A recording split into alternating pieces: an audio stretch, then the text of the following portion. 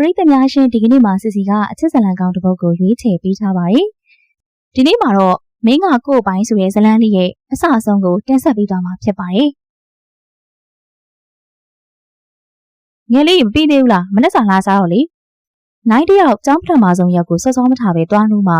တော်တော်ကြာကြီးနှိုးပြီးမှမထချင်နဲ့ထပြီးကျောင်းသွားဖို့ပြင်ဆင်နေလေတဲ့အပြင်းမာလေးမိုးဆက်ကိုလှမ်းခေါ်နေလေရဲ့။နိုင်ခေါ်တော့ပြင်လဲစားတွေကိုပို့ပြီးမြ мян ပြင်ဆင်ပြီးပြောဆူနဲ့ဆင်းလာခဲ့လိုက်တယ်။ဒါပြီးအိုပါရေကိုရီးယားယူမာလီမိုးဆက်ကတော့သူ့ကိုကိုရီးယားမင်းသားတွေကိုခေါ်တယ်လို့တခါတလေအိုပါလို့ခေါ်လေးရှိရဲ့။ပုံမှန်တော့ကိုလို့ခေါ်တယ်။ဘာမှသွေးမတော်သားမဆက်ပေမဲ့ငယ်တွေကမောင်နှမလိုတူနေခဲ့ရတဲ့မိုးဆက်အတွက်နိုင်ပေါ်အကိုတယောက်လိုပဲတွေ့တာနေမိရဲ့။သူ့ကိုအိုပါလို့ခေါ်ပြီးပြေးဆင်းလာတဲ့မိုးဆက်ကိုကြည့်ပြီးပြုံးကခေါင်းလေးသာရံပြီးမနှက်စာပြင်ထားတဲ့စပွဲစီလာခဲ့လိုက်တယ်။မနှက်စာဘာလဲမမီစပွဲပေါ်ကစားစရာတွေပြင်နေတဲ့ဒေါ်တစ်ခတ်ကိုသွားလေးဖြီးကလှမ်းမိလိုက်တယ်။သမီးလေးအတွက်ကမုတ်တီသားနိုင်အတွက်ကစီချက်ဒိန်နဲ့မောင်မီကကော်ဖီနဲ့ပါမုတ်မယ်။မိုးဆက်အတွက်ကမုတ်တီပဲလား။နှာခေါင်းလေးရှုံငါမိလိုက်တော့သမီးလေးကဘာစားချင်တယ်လို့လဲပြောလေ။သမီးကစီချက်ရောစားချင်တာ။သွားလေးကိုဖြီးကဂုတ်လေးပူပြီးပြောလိုက်တယ်။အမလေးသိပါတယ်ရှင်။သမီးလေးကြောင့်သိလို့အကုန်ပို့လုပ်ထားပါတယ်ရှင်။မုတ်တီရရောမစားတော့ဘူးလား။စားပါလေမုတ်တီရောစီချက်ရောဒဲဒီသမီးလေးကတော့အစားအသောက်တော့စိတ်မပူရဘူးသမီးလေးဒီနေ့ကပထမဆုံးရန်ဆိုတော့ဘာမှရှောက်မသွားနဲ့နော်သွားစရာရှင်သမီးကိုနေပဲသွားသမီးကိုစကားလဲနားထောင်နော်ဟုတ်ကဲ့ပါမမီရဲ့သမီးကလေးမဟုတ်တော့ပါဘူးအခုဆိုတက္ကသိုလ်ကျောင်းသူတော်ဖြစ်နေပြီနော်အေးအဲ့လိုမငယ်တော့လို့ပဲစိတ်ပူရတာနောက်ပြီးသမီးလေးကအခုဒီကလေးစိတ်ကပျောက်ချင်သေးရမဟုတ်ဘူးဟုတ်ပါရဲ့မိုးစကအိမ်မအငယ်ဆုံးဆိုတော့အိမ်သားတွေကလည်းကလေးလိုဆက်ဆံတာကြောင့်ပါကလေးလိုသာဖြစ်နေသေးတယ်။အာမမီရလေ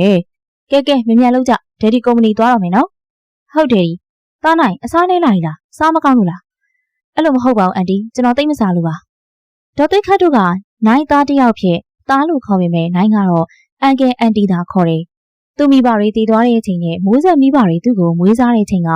သူတည်တတ်တဲ့အရွယ်ကိုရောက်နေနေပြီ။အေးပါကွယ်မိုးဆက်လေးစီကတခြားမျှရမှာ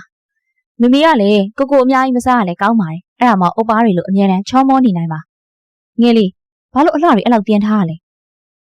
ဘာမှပြင်ထားလို့လဲကိုကလည်းပုံမှန်တိုင်းပါပဲအဲ့တော့ဒေါ်သိခန့်လည်းမိုးဆက်ကိုကြည့်လိုက်တယ်ဟုတ်သားပဲသားရဲ့ပုံမှန်တိုင်းပါပဲအိယာတော်သားသွားလို့မှထပြီးကြပြပြင်ထားရမလားလေဘာလဲကိုမျက်လုံးနဲ့မိုးဆက်ကအရန်လှနေလို့လားပြောကလက်လေးနှစ်ဖက်ကြားနဲ့မျက်နှာလေးတင်ပြီးမျက်လုံးလေးပုတ်ကလတ်နဲ့လှုပ်ပြလိုက်တော့နိုင်တယောက်ထိန်းထားတဲ့ရင်ခုန်တန်တွေတလုံးလုံးနဲ့ခုံလာကတဒုံမြည်လာတော့ရင်ပန်လေးပေါ်လက်လေးဖိပြီးထွက်လာခဲ့လိုက်တယ်။ဟူးတပ်ပြင်းလေးချပြီးလေးဘူးတစ်ချက်မှုတ်ထုတ်ခါစိတ်ထဲကနေဖြင်းချင်းစွာရေရွတ်လိုက်တယ်။မြန်လာခဲ့တော့လေနောက်ကြမယ်သွားကြစို့။ဟုတ်လာပြီ။ကောက်ဂယူးဆိုင်မောင်းကြနော်။ဟုတ်သွားပြီမမီ။အေးညီညိုရောင်ကားလေးပေါ်ကမောင်းသူနေရာဘက်မှာနိုင်ကအရင်ဝင်ထိုင်လိုက်ပြီးကားတကားကိုအထဲကနေဖွင့်ပေးလိုက်တော့မိုးဆက်ကတက်ပြီးဘေးမှာဝင်ထိုင်လိုက်တယ်။ကားကိုခြံထဲကနေတဖြည်းဖြည်းချင်းထွက်ခွာလာခဲ့လိုက်တယ်။နိုင်ကကားမောင်းနေရင်မိုးဆက်ဘက်ကိုစကားနဲ့ပြောလိုက်တယ်။ကျောင်းလာရင်လုံးဝအလှမပြင်းနဲ့နော်။အိုပါကလည်းဘာလဲတဝင်းတိုးလို့လား။တဝင်းတိုးလို့လားဆိုရင်မိုးဆက်ရဲ့အမိကြောင့်တခြားကိုအတွေးပေါက်သွားပြီးတီးတောင်တီးသွားလိရဲ့။ဘာဖြစ်သွားသေးလဲ။မိုးဆက်လည်းကြောလေးကိုပုတ်ပေးလိုက်တယ်။ရတယ်ခဏဘာပြောလိုက်တာ။အော်ဒီညမအလိမ်မာတုံးလေးကိုသူများကိုပေးရမှာတဝင်တိုးလို့လားလို့။အော်အိမ်နဲ့ကျောင်းကတိတ်မွေးလာတာမို့ရောက်လာခဲ့လိုက်တယ်။ကားထိုးတဲ့နေရာထိမိုးဆက်ကားပေါ်ထိုင်လိုက်သွားပြီးကားထိုးပြီးမှနှစ်ယောက်တူကားတွေကထွက်လာခဲ့ကြတယ်။ပြီးကိုတဲပေးရပဲ။မိုးဆက်ရဲ့လွယ်အိတ်ကိုလှမ်းတောင်းလိုက်တယ်။ရောက်အရင်ဆုံးမိုးဆက်ရဲ့အခန်းထဲကိုဝင်လာခဲ့လိုက်တယ်။ဘယ်တော့မှထိုင်မလဲ။ဒုတိယတန်းမှာထိုင်လိုက်မယ်။ဒုတိယတန်းမှာအိတ်လေးချပေးပြီးသူ့ပေါင်းဝင်ထိုင်လိုက်တယ်ကိုကမသွားသေးဘူးလားအတန်းချိန်စားမှသွားမယ်ဩစားကြတာရှိသေးလားအခုတော့မရှိသေးဘူးအိမ်ကအဝစားလာတာမို့တခုခုလိုအပ်တာရှင်ကို့ဖုန်းခေါ်လိုက်နော်ဟုတ်ကဲ့မိုးဆက်ကပတ်ထားတဲ့လက်ကနာရီလေးကိုငုံကြည့်လိုက်ပြီးကိုအတန်းချိန်စားတော့မယ်သွားတော့လေဖြစ်ရလားဖြစ်ပါတယ်အဲ့ဒါဆိုသွားပြီနော်လေကန်နဲ့ထွက်သွားလိုက်တယ်လူတွေလည်းတယောက်ပြီးတယောက်ဝင်လာကြပြီးတော်တော်ကိုစုံနေလေပြီ။ကောင်မလေးတယောက်ထပ်ဝင်လာပြီးသူ့ဘေးမှာဝင်ထိုင်လိုက်ခါ ထိုင်မယ်နော်ငါနာမည်ကမေဖြူနင့်နာမည်ကရောငါနာမည်ကမိုးဆက်နင့်ကငါဖြူလို့ခေါ်မယ်နော်နင့်ကိုရောဘယ်လိုခေါ်ရမလဲမိုးဆက်လို့ပဲခေါ်မယ်မိုးဆက်ကပို့လှတယ်ရပါတယ်နှစ်ယောက်စလုံးကတွက်လက်ပြီးဖြော်ရည်တဲ့သူတွေမို့တခါတည်းတငယ်ချင်းဖြစ်သွားကြတယ်သူတို့နှစ်ယောက်စကားတွေပြောနေရင်သူတို့နားကိုကောင်လေးတစ်ယောက်ရောက်လာတယ်တဲ့ကိုလာပြီလားမေဖြူကအကောင်လေးနဲ့ပြောပြီးမိုးဆက်ဒါကမိုးတောက်ရန်နဲ့တို့ရဲ့ကောင်လေးကိုဒါကမိုးဆက်တဲ့တဲ့ရဲ့တငယ်ချင်းအော်ဟုတ်ကဲ့ပါဟုတ်ကိုဘယ်နှထိုင်ပါလဲဒီဘက်မှာထိုင်မယ်လေယောက်ျားလေးတိုင်းရဲ့ဒုတိယတိုင်းမှာဝင်ထိုင်လိုက်တယ်ခဏလောက်ကြာတော့အတန်းလေးကိုဆီယာမဝင်လာခဲ့ပါတယ်ကဲဆီယာမကအင်္ဂလိပ်စာသင်မှာပဲဖြစ်တယ်ဟုတ်ကဲ့ပါအင်္ဂလိပ်စာသင်ပြီးအတန်းချိန်တစ်ချိန်ပြီးသွားတာနဲ့မိုးဆက်ကဖုန်းလေးထုတ်ကစကားတကားကိုဖွင့်ကြည့်လိုက်တယ်မေဖြူကသူ့ကောင်လေးမိုးတောက်ရန်နဲ့စကားပြောပြီးမိုးဆက်ဘက်လှည့်ကြည့်ရောမိုးဆက်ဘာကြည့်နေရလဲကိုရီးယားကလေဟုတ်လားငါလည်းဒရမာတွေကြိုက်တယ်နေခုဘာကားကြည့်နေရလဲရွှေပေလာထွက်ကချစ်သက်သေးအိတ်ကားပြန်ကြည့်နေရအရန်ကြိုက်လို့ပြန်ကြည့်နေရငါအကားသိတယ်အထက်ကအရန်မင်းသားအရန်ကြိုက်တာပဲဟုတ်တယ်ငါရောပဲဘူပင်အိုပါအရန်သနာဖို့ကောင်းတယ်ဟုတ်ပါနော်ထမင်းစားချိန်ရောက်တော့အတန်းထဲကနေအမြန်ထွက်ပြီးပထမနေ့မိုးဆက်အခန်းဘက်ကိုတုတ်ချီတင်လာခဲ့လိုက်တယ်မိုးဆက်ထမင်းတူသွားစားရအောင်ဒါပေမဲ့ငါအကိုလာမဟဲနေ့မှာအကိုရှိရလားချောလားမေဖြူတယောက်သူ့နောက်မှာရက်နေတဲ့မိုးတောက်ရံကိုမေးကမိုးဆက်အကိုเจ้าကိုမေးနေလေတယ်ချောတာပေါ့ကိုရီးယားမင်းသားလေးလိုပဲဟုတ်လားတဲနော်မိုးတောက်ရံမှချောင်းဟန်ကလှမ်းပြောလိုက်မှငိမ့်သွားပြီးသွားကြမယ်ကိုရှိုင်းဆောင်နေလောက်ပြီမိုးတောက်ရံရဲ့လက်မောင်းလေးဆွဲကပြောလိုက်တယ်အဲ့ဒါဆိုမိုးဆက်ကနင့်ကိုနဲ့သွားမှာဆိုတော့သွားနေလိုက်မယ်နော်နောက်နေ့မှကိုကိုပြောပြီးတူတူသွားကြမယ်လေအေးအဲ့ဒါဆိုသွားပြီနော်မေဖြူတို့ထွက်သွားပြီးမကြလိုက်နိုင်ရောက်လာတယ်ငယ်လေးစောင်းရတာကြာနေပြီလားနည်းနည်းပေါ့လူတွေတက်နေလို့ sorry နော်ရပါတယ်သွားကြမယ်ငယ်လေးအဆင်ပြေရလားပြေတယ်တငယ်ချင်းလည်းရနေပြီဒါဆိုဘာစားကြမလဲဂျီအိုအဲ့ဒါပဲလားမိုးဆက်ကြောင်သိနေတဲ့နိုင်ကမိုးဆက်တစ်ခုတည်းနဲ့မတော်တာကိုသိတာမှမေးလိုက်တယ်တမောသေးရရောအေးကရောမတောက်တော့ဘူးဟိုးမှရေခဲမုံတယ်ရှိအဲ့ဒါစားမယ်ကိုသွားဝယ်ပေးမယ်နော်ရပြီမိုးဆက်ကြိုက်တာသွားကြည့်ပြီးဝယ်ခြင်းလို့အဲ့ဆိုတူတူသွားမယ်လေရပြီလေဒီနားလေးပဲဟာလှမ်းမြင်နေရတာကိုမုတ်တွေမှားထားတာပဲစောင့်နေလိုက်တော့နော်အဲ့ဆိုတေချာကယူဆိုင်ပြီးမြန်ပြန်လာခဲ့ဟုတ်ကဲ့ပါတလုံးချင်းစီရှင်းနောက်ပြောပြီးထွက်သွားလိုက်တယ်နိုင်ကတော့အစာအဆုံးလိုက်ကြည့်ပေးနေတယ်တစ်ဖက်မှာလည်းမုတ်စားပြီးရေခဲမုံအမြဲတမ်းစားလို့ရှိရဲ့ရှိုင်းကလည်းရေခဲမုံဝင်နေတယ်အိမ်နောက်သူမရောက်သွားတဲ့အချိန်ရေခဲမုံဝင်နေတဲ့ရှိုင်းစီမျက်လုံးရောက်ဟာချောလိုက်တာငါ့အိုပါလေးအကြည့်တော့မလဲနိုင်မယ်တီးတို့ရေရွတ်နေပြီရဲ့ရှိုင်းကတော့တိတ်တတိမထားမိပဲမဲ့မိုးဆက်ထွက်သွားတဲ့ကလိုက်ကြည့်နေတဲ့နိုင်တယောက်ကတော့ကြည်ရင်မျက်နှာကြီးမဲပုတ်လာကမျက်မှောင်ကြီးကုတ်လာတယ်ဒီကောင်မလေးဘာလို့အဲ့လောက်တောင်ကြည့်နေရလဲဗျာမှားထားတဲ့မုတ်တွေလာချတဲ့ဇွဲတို့လေးကနိုင်တစ်ခုခုပြောလိုက်တဲ့ကြောင့်ပြန်အတန်ပြုတ်လိုက်တယ်ဘာမှမဟုတ်ဘူးဒီမှာချပေးခဲ့နော်ဟုတ်ရှိုင်းရေခဲမုံလေးကင်ကပြန်ထွက်သွားတော့မှမိုးဆက်ရေခဲမုံမှားတော့တယ်ဦးလေးရေခဲမုံချောကလက်တစ်ခုနဲ့တစ်ခွတစ်ခုအေးမေးခဲ့ပြန်ပါပြီရှိုင်းခါတိုင်းဆိုသူပဲရေခဲမုံစားပေမဲ့ဒီနေ့တော့သူ့ညီမမေဖြူကပါမှားလိုက်တယ်ပုံမှန်သူ့အတွက်ပဲဝယ်နေကြဆိုတော့မေးပြီးသူ့အတွက်ပဲဝယ်လာခဲ့လိုက်မိပြီပြန်ဝယ်ရန်ပြန်လှည့်ခဲ့လိုက်တယ်ရေခဲမုံလေးနှစ်ခုကင်ပြီးဆိုင်မအထက်ပြန်လှည့်လာတဲ့ရှိုင်းနဲ့ဝင်တိုက်မိသွားတော့တယ်နိုင်နှလုံးပြူးသွားကဆိုင်ထဲကနေအပြာအရာပြေးထွက်လာခဲ့တယ်ရေခဲမုံလေးနှစ်ခုကင်ပြီးဆိုင်မအထက်ရှိုင်းနဲ့ဝင်တိုက်မိသွားတော့တယ်ဟာငယ်လေးရရလားမဖြစ်သွားသေးလဲဘာမှဖြစ်ပါဘူးအဖရဲ့ဒီကောင်မလေးကရီတောင်ရီနေလိုက်သည်ညီမရဲ့ sorry ပါနော်အကိုတကယ်တောင်းပန်ပါတယ်နော်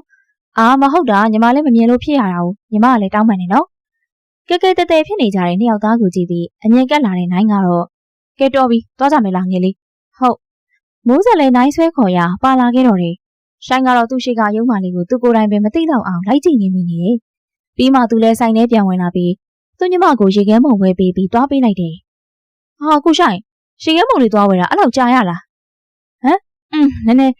ကကောင်မလေးကိုပဲစိတ်ထဲဆွဲနေပြီးအယောင်ရအမကိုရှိုင်းဘာဖြစ်နေရလဲမေဖြူပြောတာကိုတော့ရှိုင်းတယောက်မကြားတော့ဘူး။ဟုတ်ပါပြီးရင်အခန်းထဲပြန်ကြမယ်လေ။ခဏကဘာမှဖြစ်တာသိကြလား။တကယ်ဘာမှဖြစ်ပါဘူးဆို။ပြီးရော ဒါနဲ့လေခဏအဲ့ကိုကြီးတအားချောရနော်ငဲကြိုက်တဲ့ကိုရီးယားမင်းသားတွေအတိုင်းမိုးဆက်ကပြောတာပြောနေတာနားထောင်နေတဲ့သူရဲ့ဖြစ်ပြသွားတဲ့မျက်နှာကိုတော့သတိမထားမိဘာဘယ်နာကချောရလဲငယ်လေးနော်ကြောင်းတက်ဖို့လာတာဘာလို့တွေးနေရလဲအန်တီတို့နဲ့ပြန်တိုင်လိုက်ရမလားမျက်မှောင်ကျုံကပြောလိုက်တော့ဟာအိုပါကလည်းဒါလေးပြောတာ哦နှကန်းလေးစုကမကြေမနက်ရေရွတ်လိုက်ပါတယ်လာအခန်းလိုက်ပို့မယ်တော်ပြီငဲဟာငဲသွားမယ်မရပါဘူးလိုက်ပို့မယ်တော်ပါပြီဆိုနိုင်ကဘာမှပြောပဲမိုးဆက်အခန်းစီဦးတီလိုက်တယ်သွားမယ်မိုးဆက်အခန်းထဲရောက်ပြီးခဏနေအတန်းတက်ခါနေတော့မေပြူတို့အတွဲကလည်းရောက်လာကြတယ်ဟောမိုးဆက်ကရောက်တောင်ရောက်နေပြီဟုတ်တယ်ဖြူကမိုးဆက်နာဝင်ထိုင်ကမိုးတောင်ရန်ကလည်းသူ့အတန်းဘက်သွားထိုင်လိုက်ပြီးဖြူကိုလက်နဲ့အသေးပုံလေးလှုပ်ပြလိုက်သေးရဲ့ဖြူကရီးပြီးမိုးဆက်ဘက်လှည့်လိုက်တယ်ဒါနဲ့လေဖြူတိလားမိုးဆက်လေးကနကန်ထဲမှာမုတ်စားပြီးရေခဲမုတ်ထွက်ဝယ်တော့လေဘာတွေးခဲ့တယ်မှတ်လဲသွားလေးဖြီးကပြောလိုက်တော့ဖြူကလည်းစိတ်ဝင်တစားနဲ့ဘာတွေးခဲ့ရလဲအစင်လေးအစင်ရိုးရိုးအစင်လေးမဟုတ်ဘူးကိုရီးယားအစင်လေးလုံးဝကိုရီးယားမင်းသားအတိုင်းပဲချောလိုက်တာဟဲ့ BTS အဖွဲ့တွေကဂျွန်ကွနဲ့တောင်တူတယ်ဟုတ်လားငါ့ကိုတော့မပြအောင်မြင်မမရှိတာဟာအဲ့ဒါဆိုလဲဓပုံလေးပါလေရိုက်ခဲ့တာမဟုတ်ဘူးဟဲ့ရမလားဟဲ့ငါရှိတဲ့တဲ့ကြီးငါတော့သူနဲ့ဝင်တိုက်မိသွားသည်အမေမိမဇလန်းတွေပါရအောင်ဖြစ်ခဲ့သေးရပေါ့ငါတို့ရဲ့မိုးဆက်လီတော့ကောင်းလေးရတော့မယ်နဲ့တူပါရဲ့အဲ့လိုမဟုတ်ပါဘူးဟာဒီတိုင်းဟာရှက်နေတာဖြူနော်မစနဲ့ဟုတ်ပါပြီမိုးဆက်အိမ်ရလာကြုံမလားဟုတ်တယ်ဖြူအဲ့ဒါဆိုကြောင်းရှိတီတူတူသွားရအောင်လေသွားမယ်လေမိုးဆက်နဲ့ဖြူတို့နဲ့တူဖြူကောင်လေးမိုးတောက်ရံမှာလိုက်ခဲ့လိုက်တယ်ကျောင်းဆိုင်ကယ်ရီကားတွေထားတဲ့နေရာနာရောက်တော့ကိုသွားနေလိုက်တော့လေမိုးဆက်လည်းပါတာပဲလိုင်းပိုးနေတော့အဲ့လိုလုပ်မလားအဲ့ဒါဆိုကိုသွားတော့မယ်နော်ချစ်တယ်အဘွားစားရငယ်အမလေးဖြစ်ပြက်နေလိုက်ကြရနော်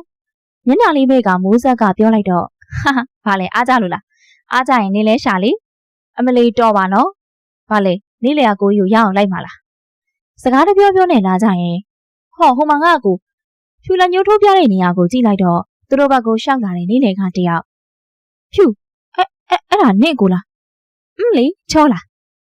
မိုးဆက်ဘာမှပင်ပြန်မပြောနိုင်ပြီးထိုကောင်လေးကသူတို့ရှေ့ရောက်လာခဲ့ပါတယ်မိုးဆက်ဟမ်ငါတို့ဆောင်ပေးမယ်လေနင်တို့အရာလာမကြိုသေးဘူးမလားရပြီငါဥပ္ပါကိုစောင့်ရအောင်ပါရှိုင်းတယောက်ကတော့မျက်နှာနဲ့ငယ်ပြက်ယွင်းသွားပါတယ်အဲ့ဒါဆိုငါတို့သွားပြီနော်ဘိုင်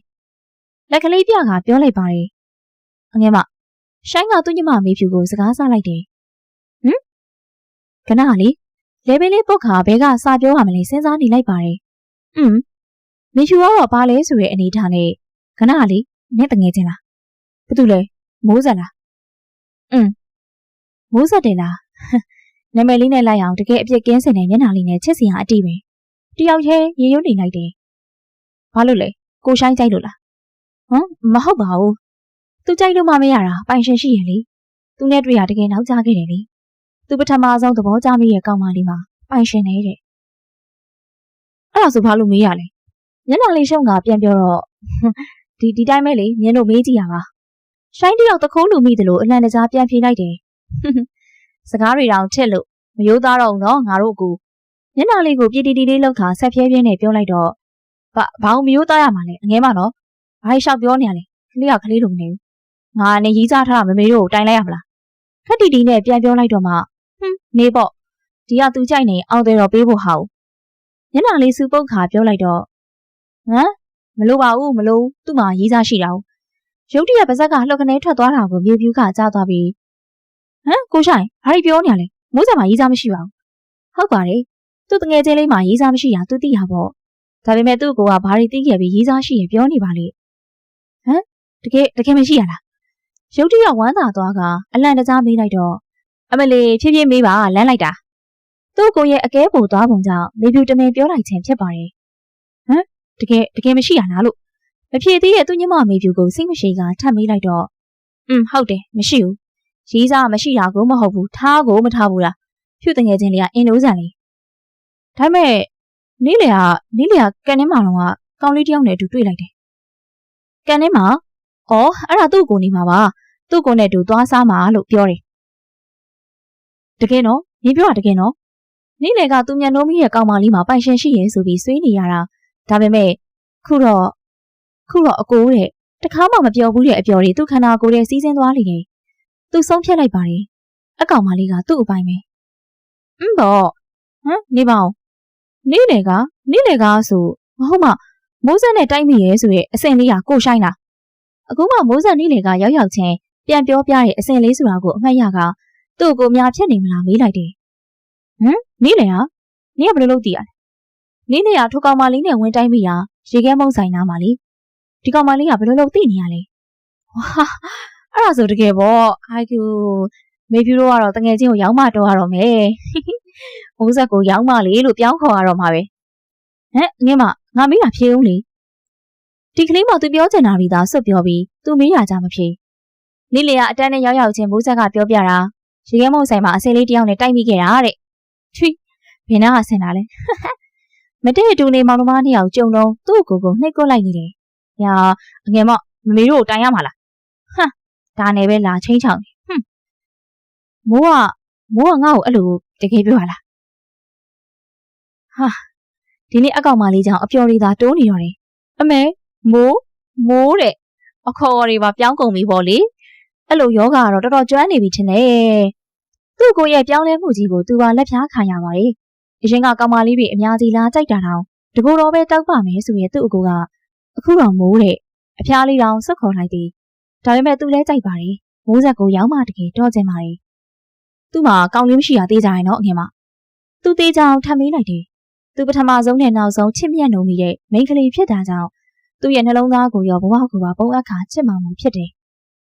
ခုတော့ကောင်းလေးမရှိတာသေးကြတယ်ဒါပေမဲ့လေညီမလေးတို့တန်းနေရကောင်းလေးတွေမြန်တော့မိုးဆက်စီးပဲရောက်နေတာအဲ့ဒါမို့မဖြစ်ဘူးနော်လုံးဝနေမဲ့ရောက်မှတော်စင်နေဆိုအသေးတန်ထားပြောလိုက်တဲ့သူ့ကိုကြောင့်မေဖြူနည်းနည်းတော့ရည်ကျန်းသွားတယ်အဲ့ဒါပေါ့ဒါပေမဲ့မောင်နှမချင်းလဲအောင်တွေကလေးပါလေသူ့ကိုစီကရသလောက်ယူထားရမယ်ဘာလို့ချင်းလဲပြောဒါမှငါ့အကူကညီမလေးမိုးဘိုးနဲနေလို့မိုးဘိုးလေးပါလေနင့်ကောင်နဲ့ထည့်ထားလိုက်မယ်ဒါပေမဲ့နင့်တောင်ဝင်ကြည့်ပါစေနော်မိုးနာတကောင်ကောင်ကတ်တယ်လို့သတင်းကြားလို့ကတော့အမလီညီမထက်မရအောင်ပူနေလိုက်တာငါ့အကူတော့ဘာဖြစ်ပေါ့တစ်ဖက်မှာတော့ကြောင်းစင်းချင်းမိုးဆက်ခန်းကိုတွားကြည့်တဲ့နိုင်ကတော့မိုးဆက်ကိုမတွေ့လို့ခေါင်းမီတောက်ခါပြန်လာတော့မှကျောင်းဂိတ်မှာရက်ဆောင်နေတဲ့သူမလေးကိုမြင်းမှာတက်ပြင်းချနိုင်တော့တယ်ငယ်လေးဘာလို့ကို့မဆောင်ပဲတွားလိုက်တာလဲကိုလာကျိုမှပြောထားတာ။ဖြူတို့နဲ့လိုက်ခဲ့လိုက်တာ။ဒါနဲ့လေပပကိုပြောစရာရှိရင်သိလား။ပြောလေဘာဖြစ်လို့လဲ။ကားပေါ်ရောက်မှပြောမယ်တက်ရအောင်။ Okay ကားပေါ်ရောက်မှမိုးဆက်ကစကားစားလိုက်တယ်။နေ့လေကရေခဲမုံဝယ်တော့တိုက်မိရဲ့အစင်လေးလေသိရမလား။မျက်နှာချက်ချင်းပြောင်းသွားကမျက်နှာဒီနဲ့ဒုံးတီဖြေးချလိုက်တယ်။ဒီကောင်မလေးပါးစပ်ကနေဘဲကောင်အကြောင်းမှသူ့မကြားချင်ပါ။အဲ့တယောက်ကလေငဲ့တငယ်ချင်းရှုအကူတဲ့အရိတ်ကဲမသိတဲ့ကောင်းမလေးကတော့ပြုံးကဆက်ပြောနေလိုက်တယ်။တစ်ဖက်ကဖြေတန်းကတော့မလား။ဟုတ်ပါငယ်ပြောကြားလားလို့အဲ့တော့ဒီကောင်မလေးညနာပြုံးပြောနေကဒီကောင်ကြောင့်ပေါ့ဒီကောင်ကြီးရင်တော့ကျိုးပါပြီခလေးရဲ့။တိတက်ဆအရွယ်တွေကနှစ်တည်းအကြာကြီးချစ်ခဲ့မိရဲ့ကောင်းမလေးကအခုတော့တခြားကောင်ကြောင့်ပြုံးပြောနေပြီရဲ့လား။သူ့ဘဝမှာအရာရာတိုင်းဆုံးရှုံးပြီးသားမို့သူသိချင်ရတဲ့သူမလေးကိုတော့ဆုံးရှုံးလို့မဖြစ်ပါ။မဆုံးရှုံးအောင်လေသူလုပ်မယ်။ဘယ်နည်းနဲ့ဖြစ်ပါစေသူမလေးကသူ့ပိုင်ဖြစ်ဖို့ဆိုရင်မတရားတဲ့နည်းနဲ့ဆိုရင်တော့ပေါ့ကားပေါ်မှာလည်းစကားတန်တွေတိတ်ဆိတ်သွားလိမ့်တယ်ဟောတားနဲ့သမီးပြန်အောင်လာပြီဟုတ်ကဲ့မေမေနိုင်ကတော့ဘာမှမပြောဘဲကားပေါ်ကဆင်းကသူ့ခန်းထဲတန်းဝင်သွားလိမ့်တယ်သူမလေးလည်းသူမမေမေနဲ့စကားခဏပြောကအခန်းထဲဝင်ပြီးရေးချိုးပြီးဖုန်းခဏသုံးနေလိုက်တယ်တားနဲ့သမီးရေထမင်းစားကြမယ်ဟုတ်လာပြီမေမေအောက်ကသူမမေတန်ကြားတာနဲ့သူမလေးလက်ထဲကဖုန်းလေးချပြီးအောက်ဆင်းလာခဲ့တယ်သမီးကိုရောဘာလုပ်နေလဲမလာသေးဘူးလားသမီးခဏနေဆင်းလာမှနေမမေမေအေးမေမေဘာကြီးချက်လဲညစနဲ့စီပြန်လေးရဲ့ငါးလေးအိုးကက်ရဲ့ဝတ်သားကြော်လေးရဲ့တခြားအရန်ဟင်းလေးတွေရောသမီးဝါဘိုက်စာနေရနဲ့အတော်ပဲသမီးကိုခုထိဆင်းမလာသေးဘူးလားသမီးသွားခေါ်လိုက်ပါဦးဟုတ်။အိုပါဟေမင်းကထမင်းစားမယ်တဲ့။သူ့เจ้าကပြန်လာတဲ့ကနေခုထိဘာမှမလုပ်ရသေးဘူး။အိပ်ရတဲ့ခေါင်းဆိုင်ကနေနေမိရဲ့။အပြင်ကသူမလေးရဲ့အတန်ဆာဆာလေးကြားမှာအသိဝင်လာကမစားသေးလို့ပြီးမှစားတော့မယ်ငယ်လေး။ဟုတ်။သူမလေးလည်းအောက်ပြန်ဆင်းလာခဲ့လိုက်တယ်။သမီးကိုရောသမီးမလာသေးဘူးလား။မစားသေးလို့မစားသေးဘူးတဲ့မေမေ။ဒီကလေးဘာဖြစ်တာမလဲ။ အဲ့လိုတစ်ခါမှဖြစ်ဘူးပါဘူးပြန်လာတော့ကလည်းမျက်နှာမကောင်းသမီးတို့ရံဖြစ်ထားတာလားသမီးနိုင်ကသူတို့သားရင်လေးမဟုတ်ပေမဲ့ငယ်ငယ်လေးကသူတို့လက်ပေါ်တင်ကြီးလာတဲ့ကလေးမို့သူ့သားအရင်လေးတိုင်းပါပဲဟာမမေကလည်းသမီးတို့ကရံဖြစ်เสียလားဘာမှဖြစ်ပါဘူးမမေရဲ့အေးပါဒီကောင်လေးနေများမကောင်းတာလားမသိအိမ်ကန်းလေးကသူမဖေဖေပါထမင်းစားကန်နဲ့ဝင်လာခဲ့ပြီဟာတားနိုင်ရောတားကမစားသေးလို့ပြောတာပဲနေများမကောင်းတာလားမသိဘူးဟုတ်လားဂယူးဆိုင်လိုက်ပါဦးအင်းမကျမလေးထမင်းစားပြီးရင်တက်ကြည့်မလို့ပဲအေးသူမလေးတို့ထမင်းစားပြီးတော့သူမမေမေနောက်ကနေသူမပါလိုက်ခဲ့လိုက်တယ်တားမေမေတို့ဝင်ခဲ့မယ်နော်ဗျာဟုတ်ကဲ့သူမမေကတကားလေးဖွင့်ကသူမတို့ဝင်လာခဲ့ကြတယ်တားနေမကောင်းလားကောင်းပါရဲ့မေမေကျွန်တော်ဘိုင်းမစားလို့ပါအေးတားစားရင်စားနော်အောက်မှာအားလုံးဆင်သင့်မယ်ဟုတ်ကဲ့ပြောပြီးအခန်းထဲကထွက်ခါမေမေကအောက်ထပ်ဆင်းသွားပြီးသူမကနိုင်ရဲ့မျက်နှာချင်းဆိုင်ခန်းကသူမလေးခန်းထဲဝင်ခဲ့လိုက်တယ်ရောက်မလေးမိုးဆက်ကြောင်းကန်းနဲ့ရောက်ချင်းဖြူခေါ်လိုက်တဲ့အခေါ်ကြောင့်ရုတ်တရက်ကြောင်သွားကြတယ်ဟမ်အန်အော်ရင်ထိုင်ကုန်မှာဝင်ထိုင်လိုက်တော့ရောက်မလေးဘာစားချင်လဲရင်ဒီအမကြီးကအကုန်ဝယ်ကျွေးမယ်ဖြူဘာဖြစ်နေရလဲငါဘာမှလည်းမစားချင်ဘူးမနဲ့စားခဲ့ပြီ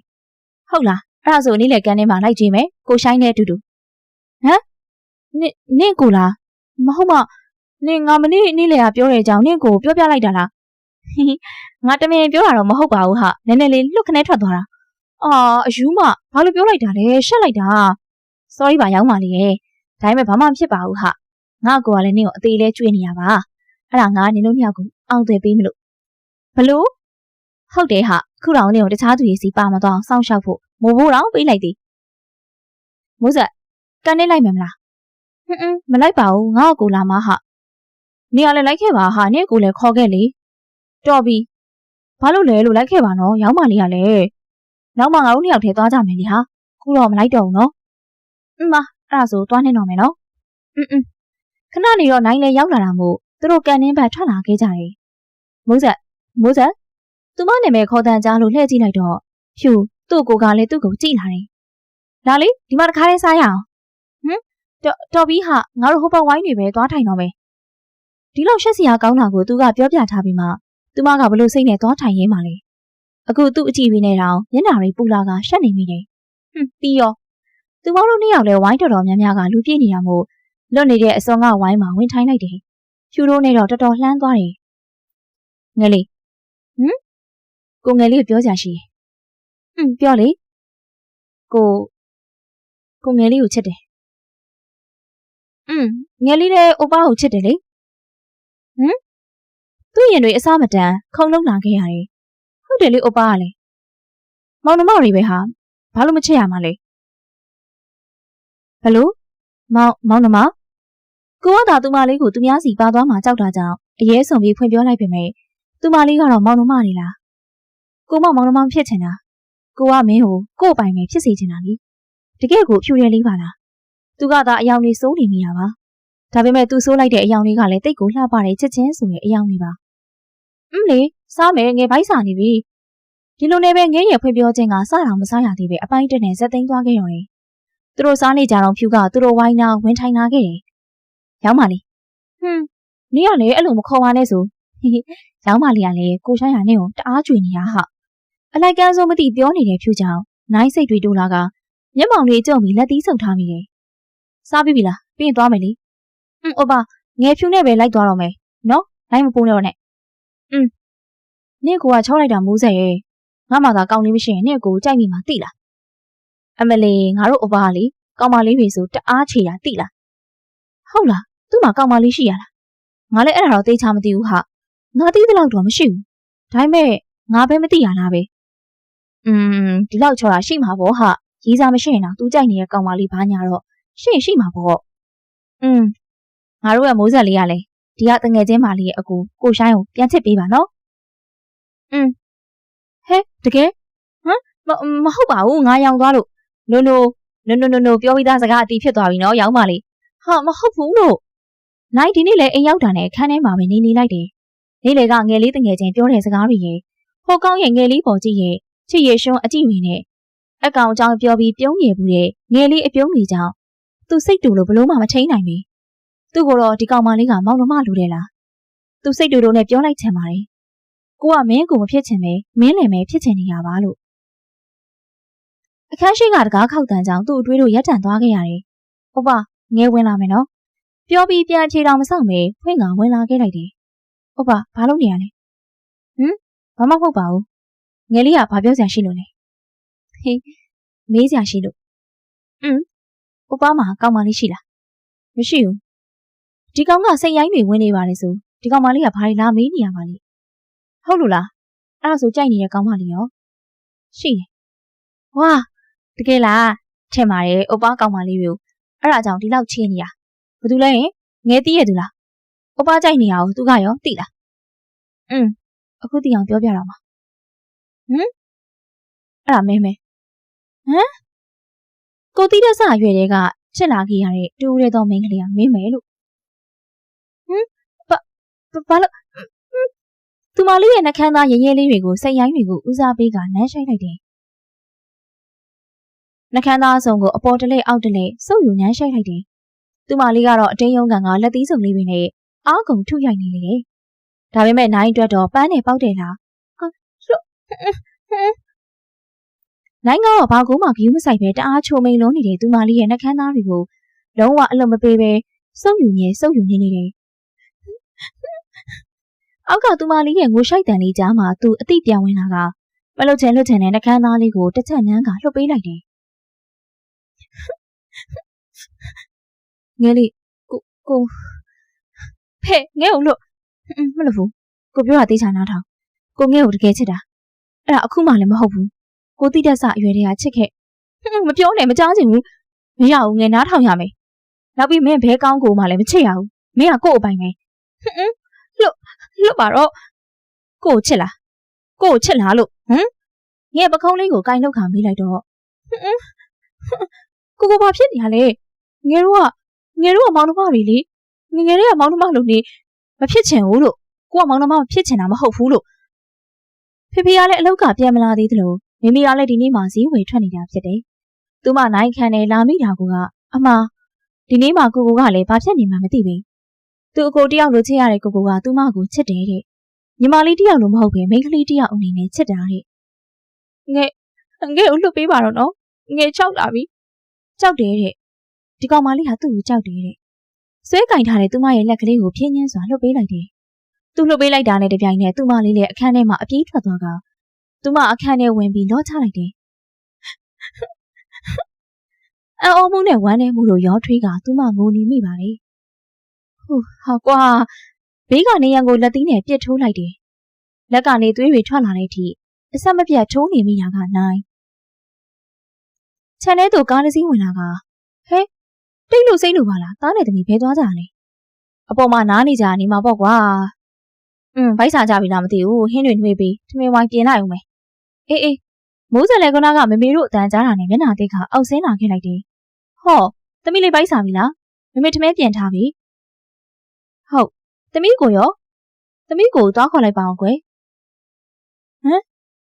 ဟုတ်တော့ဘာရင်တာလဲသမီးကိုသွားခေါ်ပါဆိုသူဘိုက်မစားသေးလို့နေမှာပေါ့မမေကလည်းဟဲသမီးလေးကလည်းစားမစားသွားခေါ်ကြည့်ဦးလေသွားဟာမခေါ်ချင်ပါဘူးဆိုမမေကလည်းဘာမှမသိရဲ့မမေကအတင်းသွားခေါ်ခိုင်းနေပေမဲ့သူမကတော့သူနဲ့မျက်နှာချင်းဆိုင်ရမှာတော့ကြောက်နေမိတယ်ဟဲဘာဖြစ်လို့လဲသမီးရဲ့ဘာလဲသမီးကိုနဲ့စိတ်ကောက်ထားကြလားမဟုတ်ပါဘူးသမီးတို့ကဘာလို့စိတ်ကောက်ရမှာလဲမမေရဲ့ဒီကလေးတွေနဲ့တော့ခတ်တယ်မမေပဲသွားခေါ်တော့မယ်မခေါ်ပါနဲ့ဆိုမမေကလည်းဟဲသမီးငယ်ဘာဖြစ်နေရလဲဖဲသူနဲ့မျက်နှာချင်းမဆိုင်ချင်ပါဘူးဆိုတားရင်တားနိုင်ထမင်းစားရအောင်လေတာကျွန်တော်မစားသေးလို့အန်တီပြီးမှစားလိုက်မယ်ဗျသူမလေးခုချိန်ဆိုသူ့ကိုမြင်ချင်မှာမဟုတ်ဘူးဆိုတာသိထားရဲ့လက်ကဒဏ်ရာတွေမြင်မှစိုးတာရဲ့ကြောင့်ပြောလိုက်တယ်ဟေးအေးတားလေးထမင်းမစားကြလို့တခုခုစားခြင်းမမေကိုပြောနော်ဟုတ်ကဲ့အေးတားနိုင်ကဘိုင်းမစားဘူးတဲ့ဒီကလေးလည်းဘာဖြစ်နေလဲမသိဘူးသမီးငယ်မမေကိုပြောစမ်းသမီးတို့ဘာဖြစ်ထားကြလဲဘာမှဖြစ်ပါဘူးဆိုမမေကလည်းသမီးအပေါ်မှာပဲသွားစားရမယ်ဟဲကြည့်ဒီကလေးမိုးဆက်ထမင်းမကန်နဲ့ဟင်းတွေထဲကအပေါ်တက်လာခဲ့လိုက်တယ်မနဲ့ကျောင်းသွားကနေတော့မိုးဆက်နိုင်နဲ့အတူမသွားခြင်းပဲဖြူကိုလာခေါ်ပေးရဖုန်းဆက်လိုက်နေတယ်ဟယ်လိုဖြူရောက်ပါလေစောစီဖုန်းတွေပါရင်ဆက်လို့ပါလားဖြူငါ့ကိုလေကျောင်းသွားဖို့အိမ်လာခေါ်ပေးပါလားယင် အေးလာခေါ်ပေးမယ်လေဘာဖြစ်လို့လဲဘာမှဖြစ်ဘူးလာခေါ်ပေးတော့ငါ location ပို့လိုက်မယ်အေးကိုရောချောကတော့ तू မဟုတ်တဲ့အေးဆေးပင်မဲ့သူမကတော့ခုထိမျက်နှာချင်းမဆိုင်နိုင်သေးပါခဏကြာဖြူတို့ရောက်လာတော့အိမ်လေးယူကအောက်ဆင်းလာခဲ့လိုက်တယ်မမေသမီးကြောင်းသွားတော့မယ်တားရောဖြူတို့လာခေါ်လို့မမေသူတို့နဲ့ပဲသွားလိုက်တော့မယ်ဟေးအေးမမေတားကိုပြောလိုက်မယ်ဟုတ်ကဲ့မမေအမလီပြောပါအောင်ရောက်မလီကဘာဖြစ်တာလဲညာအဲ့လိုမခေါ်ပါနဲ့ဆိုဖြူကိုရှိုင်းရောပါတာမို့မျက်နှာလေးရဲကရှက်သွားရတယ်ရှိုင်းကတော့မျက်နှာကြီးဖြီးကရှက်နေတဲ့မျက်နှာလေးကိုပြုံးကြည့်နေလိုက်တယ်အန်တီငယ်လေးရောနိုင်ကចောင်းသွားကနေသူမလေးကိုမမြင်၍မေးလိုက်ပါတယ်ဟဲသမီးလေးကသူ့တငယ်ချင်းလာခေါ်လို့လိုက်သွားပြီလေတားကိုပြောမသွားဘူးလားအော်ဟုတ်အဲ့ဒါဆိုကျွန်တော်သွားတော့မယ်အေးတားလေးသူမလေးသူ့ကိုမုံမြမုံနေပြီလားသူတယောက်တည်းလာခဲ့လိုက်ရတယ်ဟာရောက်ဖတယောက်တည်းလာကွမိုးဆက်လေးရောမပါဘူးလားနိုင်တငယ်ချင်းဒီယန်ကစားနောက်ခံမေးလိုက်နေတယ်ဘာရောက်ဖလဲမင်းကိုအဲ့လိုမခေါ်နဲ့လို့ပြောထားရင်နော်နောက်တစ်ခါဆိုငါမင်းကိုဆွဲထိုးမှာဟာအေးပါကွာမင်းကလည်းတငယ်ချင်းချင်းဒါလေးနောက်တောင်ငါကောင်ကြီးကလည်းစိတ်ကြီးပဲကျန်တာတော့အဲ့ဒါတော့လာမနောက်နဲ့အေးပါကွာနောက်တာတော့အဲ့လောက်ဖြစ်နေတာမိုးဆက်ရီးသားတာဆိုတက်ပြစ်မှာလားဟုတ်တယ်တက်ပြစ်မှာကြောက်စရာကြီးကွာနိုင်ပကုံးကိုလှမ်းဖက်ကအခန်းထဲဝင်ခဲ့လိုက်ပါတယ်နိုင်တယောက်ခန်းထဲမှာစာတင်နေရပြီမဲ့ဖင်ကတကြွစိတ်ကသူမလေးစီသာရောက်နေပြီတယ်ဖြူကန်နေနုံနဲ့အတူတူငါလိုက်ခဲ့မယ်အမေထူးထူးဆန်းဆန်းပါလားရောက်ပါလေလိုက်ခဲ့ရတော့ကိုရှိုင်းဟာကြိုက်တာပေါ့အော်မှားလို့ဖြူကကြိုက်တာပေါ့နင်တော့ဟိုရောက်ရင်လည်းစမနေနဲ့စမှာဆိုငါမလိုက်တော့ဘူးနှကန်းစုကမိုးဆက်ကပြောလာတော့မလုပ်ပါနဲ့ရှင်မစတော့ဟုတ်ပြီလားလိုက်ခဲ့နော်သူမလည်းနိုင်နဲ့မျက်နှာချင်းဆိုင်ရာမှာရှက်တာကြောင့်ဖြူတို့နဲ့လိုက်ခဲ့လိုက်တယ်တစ်ဖက်မှာတော့နိုင်ကအတန်းပြီးချင်းသူမစီထွက်လာပြီမဲ့သူမကရှိမနေပြီဟာဖုန်းလေးထုတ်ကသူမလေးစီဖုန်းလန်ဆက်လိုက်တယ်ဖုန်းကဝင်သွားပြီမဲ့သူမလေးကတော့မကိုက်ပြီခဏနေတော့မက်ဆေ့ဝင်လာခဲ့တယ်ငယ်ဖြူတို့နဲ့ပဲသွားစားလိုက်တော့မယ်သူမက်ဆေ့လေးမြင်ပြီးဒေါသထွက်သွားရတယ်သူမကိုဒေါသထွက်ခြင်းတော့မဟုတ်ပဲသူမတငယ်ချင်းနဲ့ဆိုသူ့ကိုဆိုသူဟိုကောင်လဲပါမကိုတိနေတော့ကြောင်ဖြစ်တယ်မနက်ကလေးဒီကောင်မလေးသူတို့နဲ့လိုက်သွားပါတယ်ရှိုင်ကန်ထဲမှာစောင့်နေရင်သူ့ညီမဖြူနဲ့တူသူ့ရဲ့အသေးအတန်လေးမိုးဆက်ပါလာတာကြောင့်အန်အောမှုနဲ့တူသူ့ရင်တွေအစမတန်ခုန်လှုပ်သွားရတယ်မိုးဆက်ရောပါလာလားဟုတ်တယ်မိုးဆက်ဒီမှာထိုင်တော့စပွဲဝိုင်းက4ရောင်ဝိုင်းဖြစ်တာကြောင့်ဖြူကမိုးဆက်ကိုရှိုင်းနာထိုင်ခိုင်းက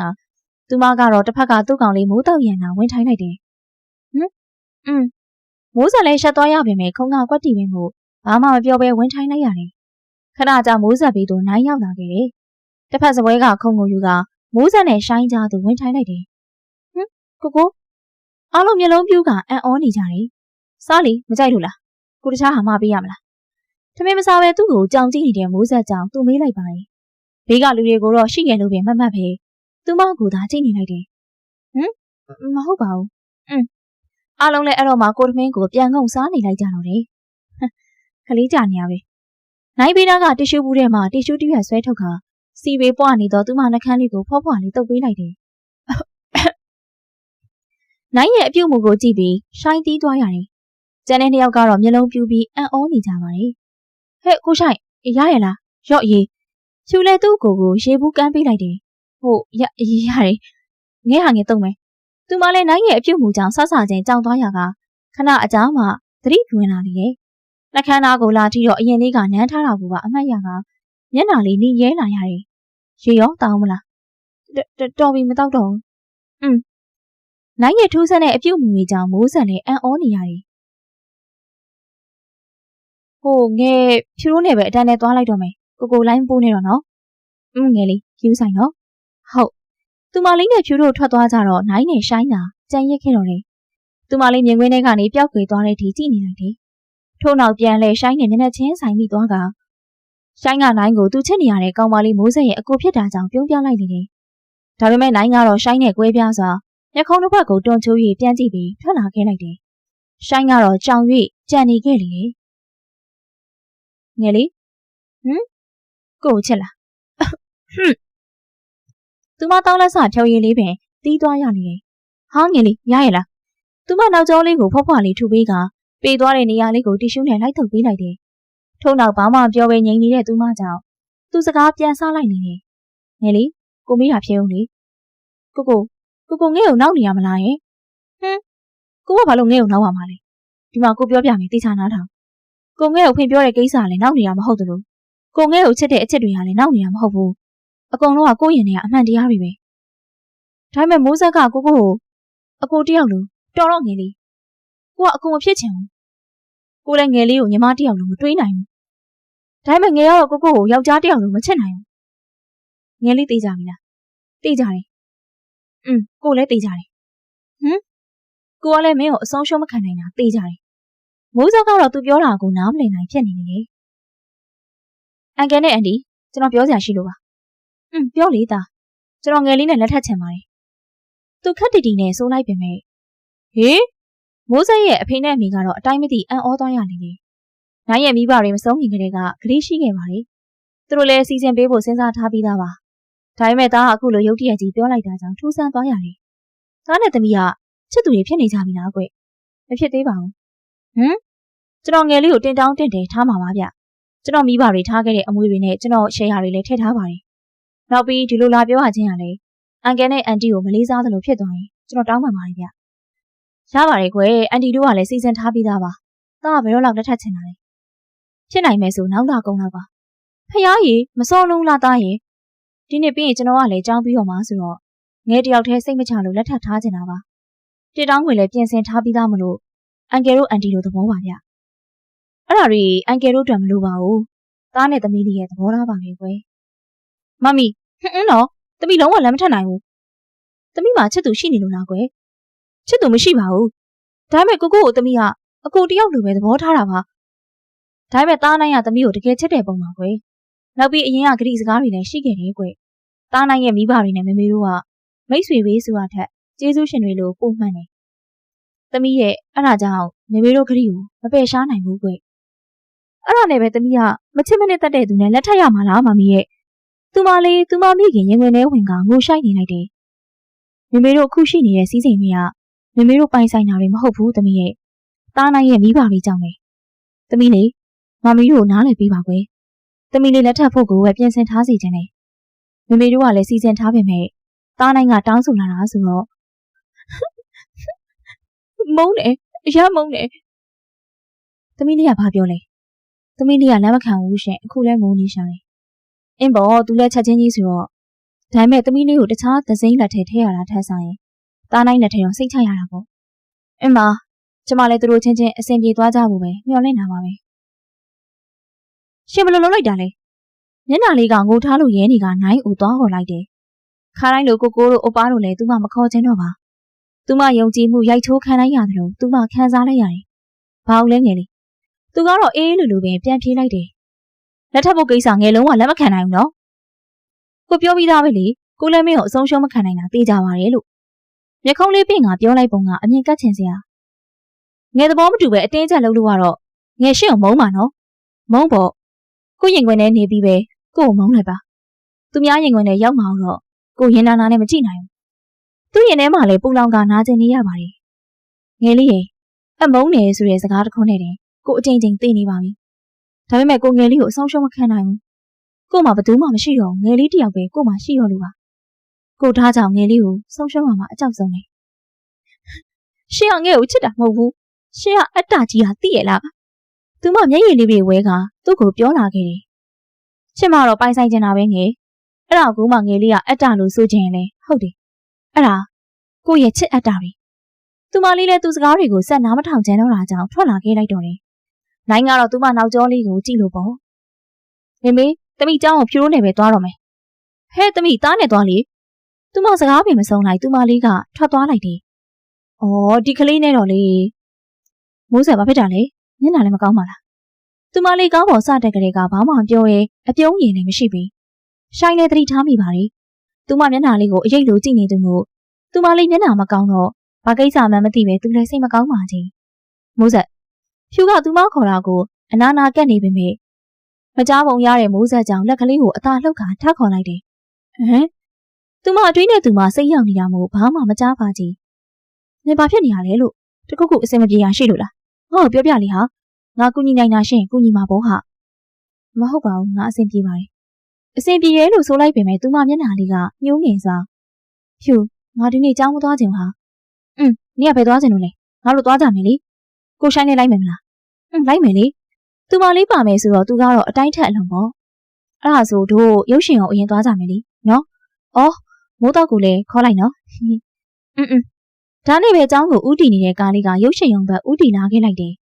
ဖြူကတော့သူ့ကောင်လေးကိုလှမ်းဆန်းလိုက်တယ်ဟယ်လိုမောင်ဖြူတို့ရုပ်ရှင်ရုံသွားမလို့ဖြူတို့ရှေ့ကနေစောင့်နေမယ်ဒါပဲနော်ဘာစကားကြီးကြမလဲဟာတာကားကြီးကြမလားလက်မှတ်သွားဖြတ်ကြမယ်လေလက်မှတ်လေးဆောင်ဖြတ်ကပေါက်ပေါက်နဲ့ကိုလာပါတခါလေးဝယ်ခဲ့လိုက်တယ်အထဲမဝင်သေးပဲမိုးတောက်ကိုစောင့်နေလိုက်ကြတယ်မိုးဆက်နင့်ကိုရောမပါဘူးလားအော်ခါတိုင်းဆိုနင်တို့နှစ်ယောက်တကူးကူးတွဲတွဲနဲ့မို့လေငါနဲ့ကိုရှိုင်းနေတော့ကွာပါတငယ်ချင်းတွေဆိုပေမဲ့အကုန်လုံးမပြောချင်ဘူးနောက်ပြီးဖြူတို့ကသူမတို့ကိုမောင်နှမလို့သာသိထားကြတယ်မောင်နှမလို့ပြောရတာကလည်းသူမအဲ့လိုပဲသတ်မှတ်ထားလို့သာဖြစ်တယ်မောင်ဒီမခဏနေတော့မိုးတောင်လည်းရောက်လာတာနဲ့မိုးဆက်တို့ရုပ်ရှင်ရုံနဲ့ဝင်ခဲ့ကြပါတယ်လူကတော့တိတ်မရှိပါသေးဂျားရက်လည်းဖြစ်စောလဲစောတာကြောင့်လူသိမ့်မရှိသေးရုပ်ရှင်ရုံထဲရောက်တော့ဖြူကသူ့ကောင်လေးမိုးတောင်ရင်နာထိုင်းလိုက်တယ်သူမကကြဖြူနဲ့ကိုရှိုင်းကြားထဲမှာထိုင်းလိုက်ပါတယ်တစ်ဖက်မှာတော့နိုင်ကသူမလေးကိုရှာမတွေ့၍ရင်တွေပူနေရတယ်ဖုန်းခေါ်တော့လဲသူမလေးကမကိုင်းစာရီစက်တိုက်ပို့ပေမဲ့ဝင်မဖက်ပြီဟာကွာဘယ်ရီရောက်နေရလဲငယ်လေးရဲ့ရုပ်ရှင်ရုံကထွက်လာပြီးတော့သူမတို့လည်းပလာဇာရီစားတောက်ဆိုင်တွေရှောက်သွားလိုက်တယ်သူမလေးလည်းနည်းနည်းစိတ်ပြေလက်ပြောင်ဖြစ်လာရတယ်ဖုန်းတွေတကွမ်ကွမ်ပြင်းနေတာမို့ဆိုင်းလန့်မှုချကနေလိုက်တယ်နေ့လယ်12ကျော်လောက်တော့ကျောင်းပြန်လာခဲ့လိုက်တယ်ဖြူကတော့သူ့ကောင်လေးမိုးတောက်ဆိုင်ကနောက်လိုက်စီးချင်တာမို့သူမလည်းလိုက်စီးခိုင်းလိုက်တယ်သူမကတော့အားနာလို့လိုက်မစီးဘူးပြောပေမဲ့မိုးဆက်လည်းအလိုက်တီးစွာစီးခိုင်းလိုက်တော့တယ်ကားပေါ်မှာတော့ရှိုင်းနဲ့မိုးဆက်နှစ်ယောက်သာဖြစ်တယ်နိုင်လည်းသူမလေးကိုမတွေ့သေးတာမို့ရင်တွေပူနေရတယ်ကျောင်းမတက်ခင်တော့သူစောင့်နေလိုက်မယ်ကျောင်းတက်လို့မှရောက်မလာရင်တော့သူလိုက်သွားဖို့ဆုံးဖြတ်လိုက်တယ်ရှက်ထားတဲ့ကားထဲဝင်ပြီးသူခဏစောင့်နေလိုက်ပါတယ်ခဏကြာကားတစ်စီးဝင်လာကထိုကားထဲမှာငယ်လေးကထွက်လာခဲ့တယ်ငယ်လေးထွက်လာလို့ငယ်လေးစီသွားမယ်လို့ငယ်လေးပြီးကမောင်းသူနေရာမှာထွက်လာသူကြောင့်မျက်မှောင်တွေစုကြုံကဒေါသတွေထွက်သွားရတယ်ခါတိုင်းလိုသူမတငယ်ချင်းဖြူလဲမပါဘူးငယ်လေးကဒီကောင်းတဲ့နှစ်ယောက်တည်းဘေးကိုသွားနေရတာလေအကောင်တဲ့စကားတွေရက်ပြောနေကြသေးရဲ့သူဘာမှမမြင်တော့ဘူးဒေါသတွေသာထွက်လာရတော့တယ်ထို့ကြောင့်သူမတို့နာသွားလိုက်ပါတယ်ငယ်လေးသူမနာမည်ကိုအန်ကျိတ်ကခေါ်လိုက်မိတယ်အတန်လာရကြီးလိုက်တော့နိုင်မယ်မျက်မှောင်ကြီးကျုံပြီးလက်သီးဆုပ်ထားပုံကစိတ်တူနေမှတိတာလာပါတယ်သူမတို့နားကိုခြေလမ်းကျဲကြီးတွေနဲ့ရှောက်လာကဘယ်လျှောက်သွားနေရလဲဘဲသွားရှင်းနေမဆိုင်ဘူးသူမလေးလည်းသူ့ကိုရွေးချင်တာနဲ့ပြောလိုက်နေတယ်ဟာကွာဘေးနားကကားကိုလက်သီးနဲ့တစ်ချက်ပစ်ထိုးလိုက်လေတယ်ထို့နောက်ဖြူနဲ့မိုးတောင်ရန်တို့နှစ်ယောက်ကလည်းဝင်လာကြတယ်အချိန်လေးကိုအကဲခတ်ကြည့်တော့မဟန်နာကြောင့်ဖြူကသူမအကူနာကတ်ခါမေးလိုက်နေတယ်ကိုရှိုင်းဘာဖြစ်နေကြလဲရှိုင်းကလည်းမိုးဆက်တို့ကိုသာကြည့်နေကဘာမှပြန်မဖြေရွှေကျမအောင်လာစိတ်တုံနေကြမလို့မိုးဆက်ကနိုင်ကိုပြန်អော်လိုက်နေတယ်ဖြူလည်းမိုးဆက်တို့ကိုကြည့်ကဘာပြောရမှန်းမသိရှင်နဲ့ကျမတွေတောင်ဖြစ်ကုန်ပြီဆိုတော့အချိန်တွေကဘလောက်တောင်စိုးနေရလဲမင်းလာခဲ့သွားမယ်နိုင်လည်းမိုးဆက်လက်ကိုအတင်းဆွဲခေါ်လိုက်နေတယ်လှုပ်ကျမလက်ကိုလှုပ်မလိုက်ဘူးကိုရိုကြောင့်အကုန်မသိခင်အမြန်လိုက်ခဲ့လိုက်တော့နော်ငယ်ထိုအခါမှသူမလည်းဘာမှပြန်မပြောနိုင်တော့ပဲသူဆွဲခေါ်ရနောက်လိုက်ခဲ့လိုက်ရတော့တယ်ကားကိုဒုံးဆိုင်မောင်းကထွက်လာနေတယ်ခဏကြာကျောင်းနေဝေးရလမ်းဘေးနာကားကိုချရက်လိုက်ပါတယ်သူမလေးကိုကြည့်လိုက်တော့သူ့ကလုံးဝမလဲပဲသူကပဲစကားစားလိုက်နေတယ်အကောင်လည်းဘဲသွားကြလဲကိုဘေးနေရလေးငယ်ရှင်လည်းရှင်လှုပ်ချင်တာလှုပ်တာကျမလည်းကျမလှုပ်ချင်တာလှုပ်မှာပဲရှင်လည်းမဆိုင်ဘူးငယ်လေးဟာကွာသူ့ရဲ့ဒေါသတွေကိုကားပေါ်သာပုံချလိုက်နေတယ်နောက်ခါအကောင်လည်းဘဲမှာရှောင်မသွားပါနဲ့ကျမကကိုရှိုင်းနဲ့ဘာလို့မသွားရမှာလဲလူတိုင်းကိုရှက်လို့မှတ်နေတ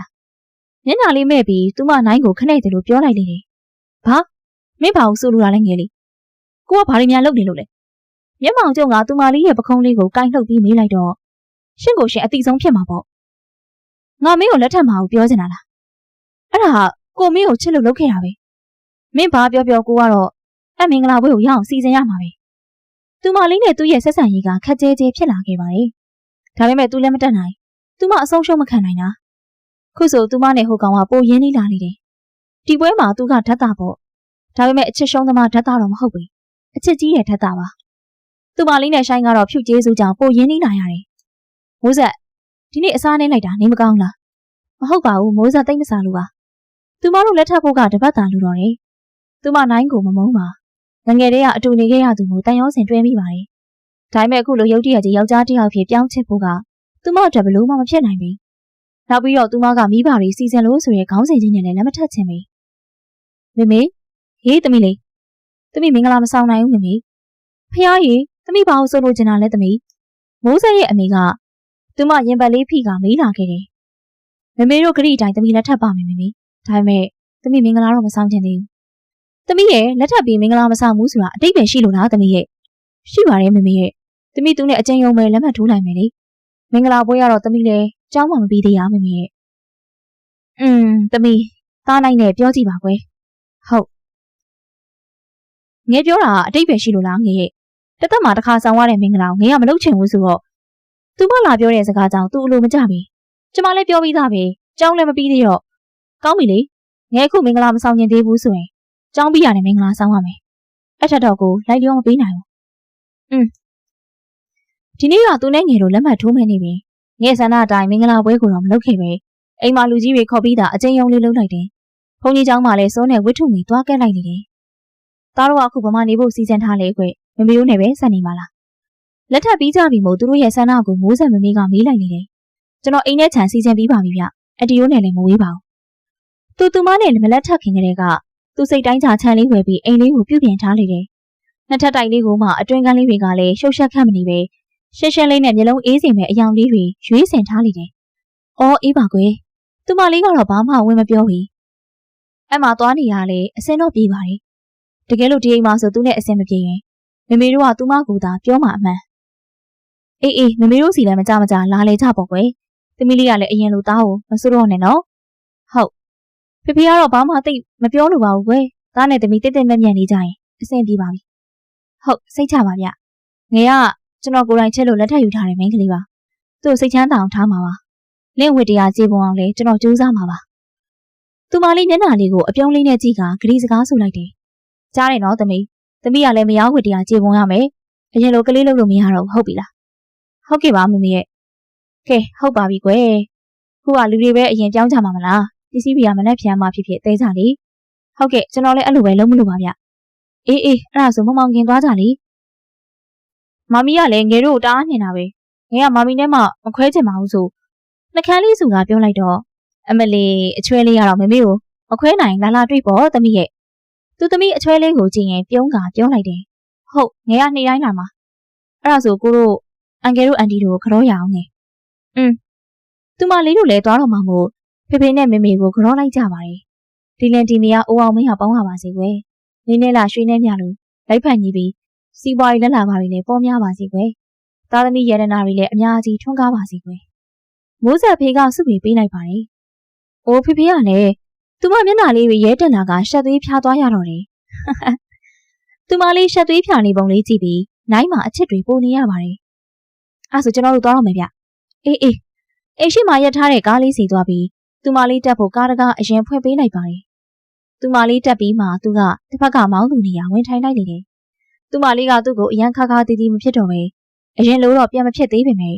သူမမျက်နှာလေးအပြုံးတွေတော့ပြန်မြင်လာရပါတယ်။သူမမေမေတို့အိမ်နဲ့သူမတို့နေမဲ့အိမ်ကတိတ်မဝေးတာကြောင့်အရန်အကြာကြီးတော့မမောင်းလိုက်ရပါ။ခဏအကြာခြံတစ်ခုတည်းကားလေးကွေ့ဝင်လိုက်ပါတယ်။ခြံလေးကတော်တော်ကျယ်ပြီးပန်းပင်နေပြီလည်းရှိပါတယ်။အိမ်လေးကလည်းအပြင်ကနေတော့နေချင်းစရာမို့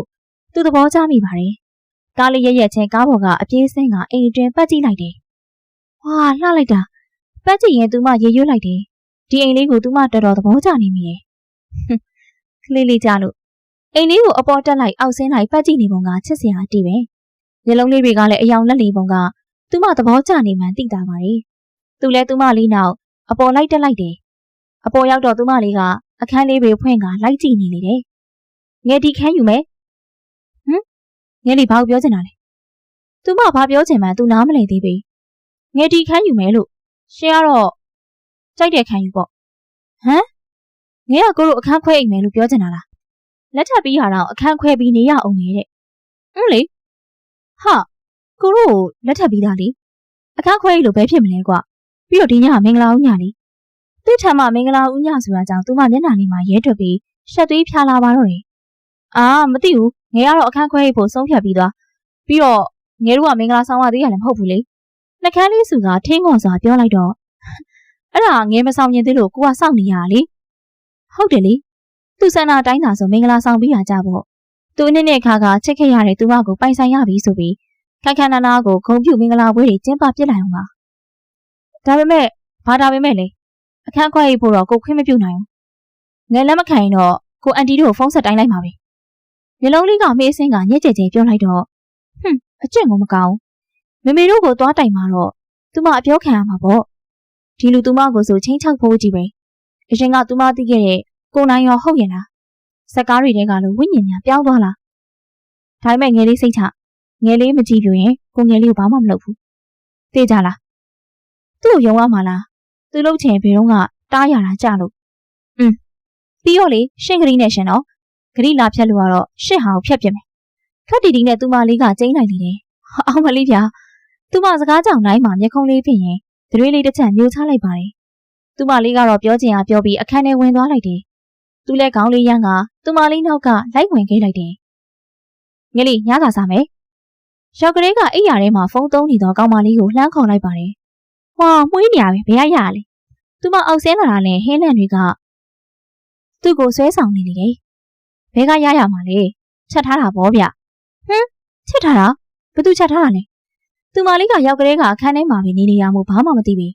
ဟောဒီကကျွန်တော်မျိုးချက်ထားတာပါဗျာသူ့ကိုယ်သူပုတ်ပြကပြောလိုက်ပါတယ်သူချက်ထားတာဆိုတာကြောင့်သူမမျက်လုံးပြူးနေရတယ်သူမကအခုချိန်ထိဘာမှမချက်တတ်သေးဘူးလေသူကတခါတလေမိဖို့ကန်ထဲမှာသွားကူတက်ပြန်မယ်ဒီလောက်ချက်တတ်တာတော့သူမတကယ်မသိဘူးသူ့အကြောင်းအကုန်သူမမသိတာမဆန်းတော့ပါဘူးလေခုမှသူနဲ့ပတ်သက်ပြီးသူမမှအံ့ဩနေရတော့တယ်လာလေဘာကြောင့်ကြည့်နေရလဲစားမယ်လေသူပြောမှသူမလည်းခုံဆွဲယူကထိုင်းလိုက်လေတယ်ကောင်းလားအရန်ကောင်းတယ်လက်မလေးထောင်ကပြောလိုက်လေတယ်ကောင်းရင်မများစားငယ်တစ်သက်လုံးစားရမှာငယ်လေးအိတ်သေးဘူးလားအိတ်ကြမယ်လေထမင်းစားပြီးကလေးကအသီးလေးတွေထုတ်ခါဆိုဖာထိုင်ပြီးတီဗီထိုင်ကြည့်နေတော့ငယ်လေးကိုသူ့လှမ်းပြောလိုက်ပါတယ်ငယ်မအိတ်ချင်သေးဘူးရှင်အိတ်ချင်အိတ်နဲ့လေတကယ်တော့သူမသူ့ကိုကြောက်လို့မအိတ်သေးတာပဲသူကဂရိပေးထားပေမဲ့သူမမယုံရဲသေးပင်ဒါကြောင့်သူအိတ်ပြောမှသူမဝင်အိတ်ဖို့ဆုံးဖြတ်ထားလိုက်တယ်ဟာ10 နာရီခွဲနေပြီလေမရဘူးအိတ်တော့ဟာငယ်မအိတ်ချင်သေးတာငယ်မအိတ်ချင်သေးဘူးဒီတိုင်းခေါ်လို့မရတော့မှန်းသိရကြောင်းဆိုဖာဘောကသူမလေးကိုကောက်ပွေးလိုက်တော့တယ်ဟာဘာလို့တာလဲထုံးတော်ရမှုလေးယူကသူမဖွင့်ထားတဲ့ကိုရီးယားကားကိုပိတ်လိုက်တော့တယ်ဘာလို့တာလဲလို့ငဲ့ကိုအောက်ချပေးနိုင်ရင်ဘက်ကိုတဘုံဘုံထုကပြောနေတဲ့သူမလေးကိုအခန်းထဲခေါ်သွားလိုက်တယ်အခန်းထဲရောက်မှဂရင်ပေါ်ချပေးကအိတ်တော့မစောတော့ဘူးငယ်မအိတ်ချင်သေးရပြောပြီးဂရင်ပေါ်ကပြန်ဆင်းမယ်လို့မအိတ်ချင်သေးရင်အိတ်ချင်အောင်ကိုတို့တခုခုလုပ်ကြမလားသူမနာကိုကြီးတိုးကတ်ခါသူမနာလေးကပ်ပြီးခက်ဖွားဖွားလေးပြောလိုက်နေတယ်သူစကားကြောင့်သူမစက်သိန်းလေးပင်ထားသွားကအိတ်ရထက်ပြန်တက်လိုက်နေရဲ့အိတ်တော့မယ်ခေါင်းလေးချုံကတစ်ဖက်ကိုတိုးကပ်ပြီးငိမ့်နေလိုက်နေတယ်ထိုအခါမှသူလည်းတချမ်းဆောင်အိတ်နေတဲ့သူမလေးကိုလှမ်းဖက်ခါအိတ်ဖို့ပြင်းလိုက်တယ်အမလေးဘာလို့တာလဲဖဲသူ့လက်ကိုအတင်းတွန်းချကသူမလေးကပြောလိုက်တယ်ဘာလို့ဖဲရမှာလဲမဖဲချင်ပါဘူးသူမလေးခါပေါ်သူလက်လေးကိုပြန်တင်လိုက်တယ်ရှင်ဂရီပေးထားတယ်လေလေအဲ့ဒါဟိုဟာကိုပြောတာလေဖက်တာမပါဘူးငိမ့်နေမဟုတ်ရင်အဂရီလည်းမတီးနိုင်တော့ပဲနေမှာနော်အခန်းထဲသို့တိုးဝင်လာတော့နေအောင်ကြီးလေးနဲ့အတူသူမလေးနိုးထလာခဲ့တယ်တစုံတစ်ခုနဲ့ရက်ပတ်ထားသလိုခံစားရတာကြောင့်ငုံကြည့်လိုက်တော့ဖတ်ထားလိုက်တာများသူမအကုန်လုံးလေးပင်မြုပ်နေလိမ့်ပြီညတော့ကမအိတ်ခင်ကတော့သူနဲ့တအိတ်ရတဲ့အတူအိတ်ရမှာမို့အိတ်မပြောဘဲဖြစ်နေကသတိထားပြီးအိတ်ဖို့တွေးထားပေမဲ့တကယ်လည်းအိတ်ပြောသွားရောတကြိုးလေးပင်တရေးမှတော့မလို့လိုက်သူကတခုခုလုပ်ရင်တော့သူမသိလိုက်မှာမဟုတ်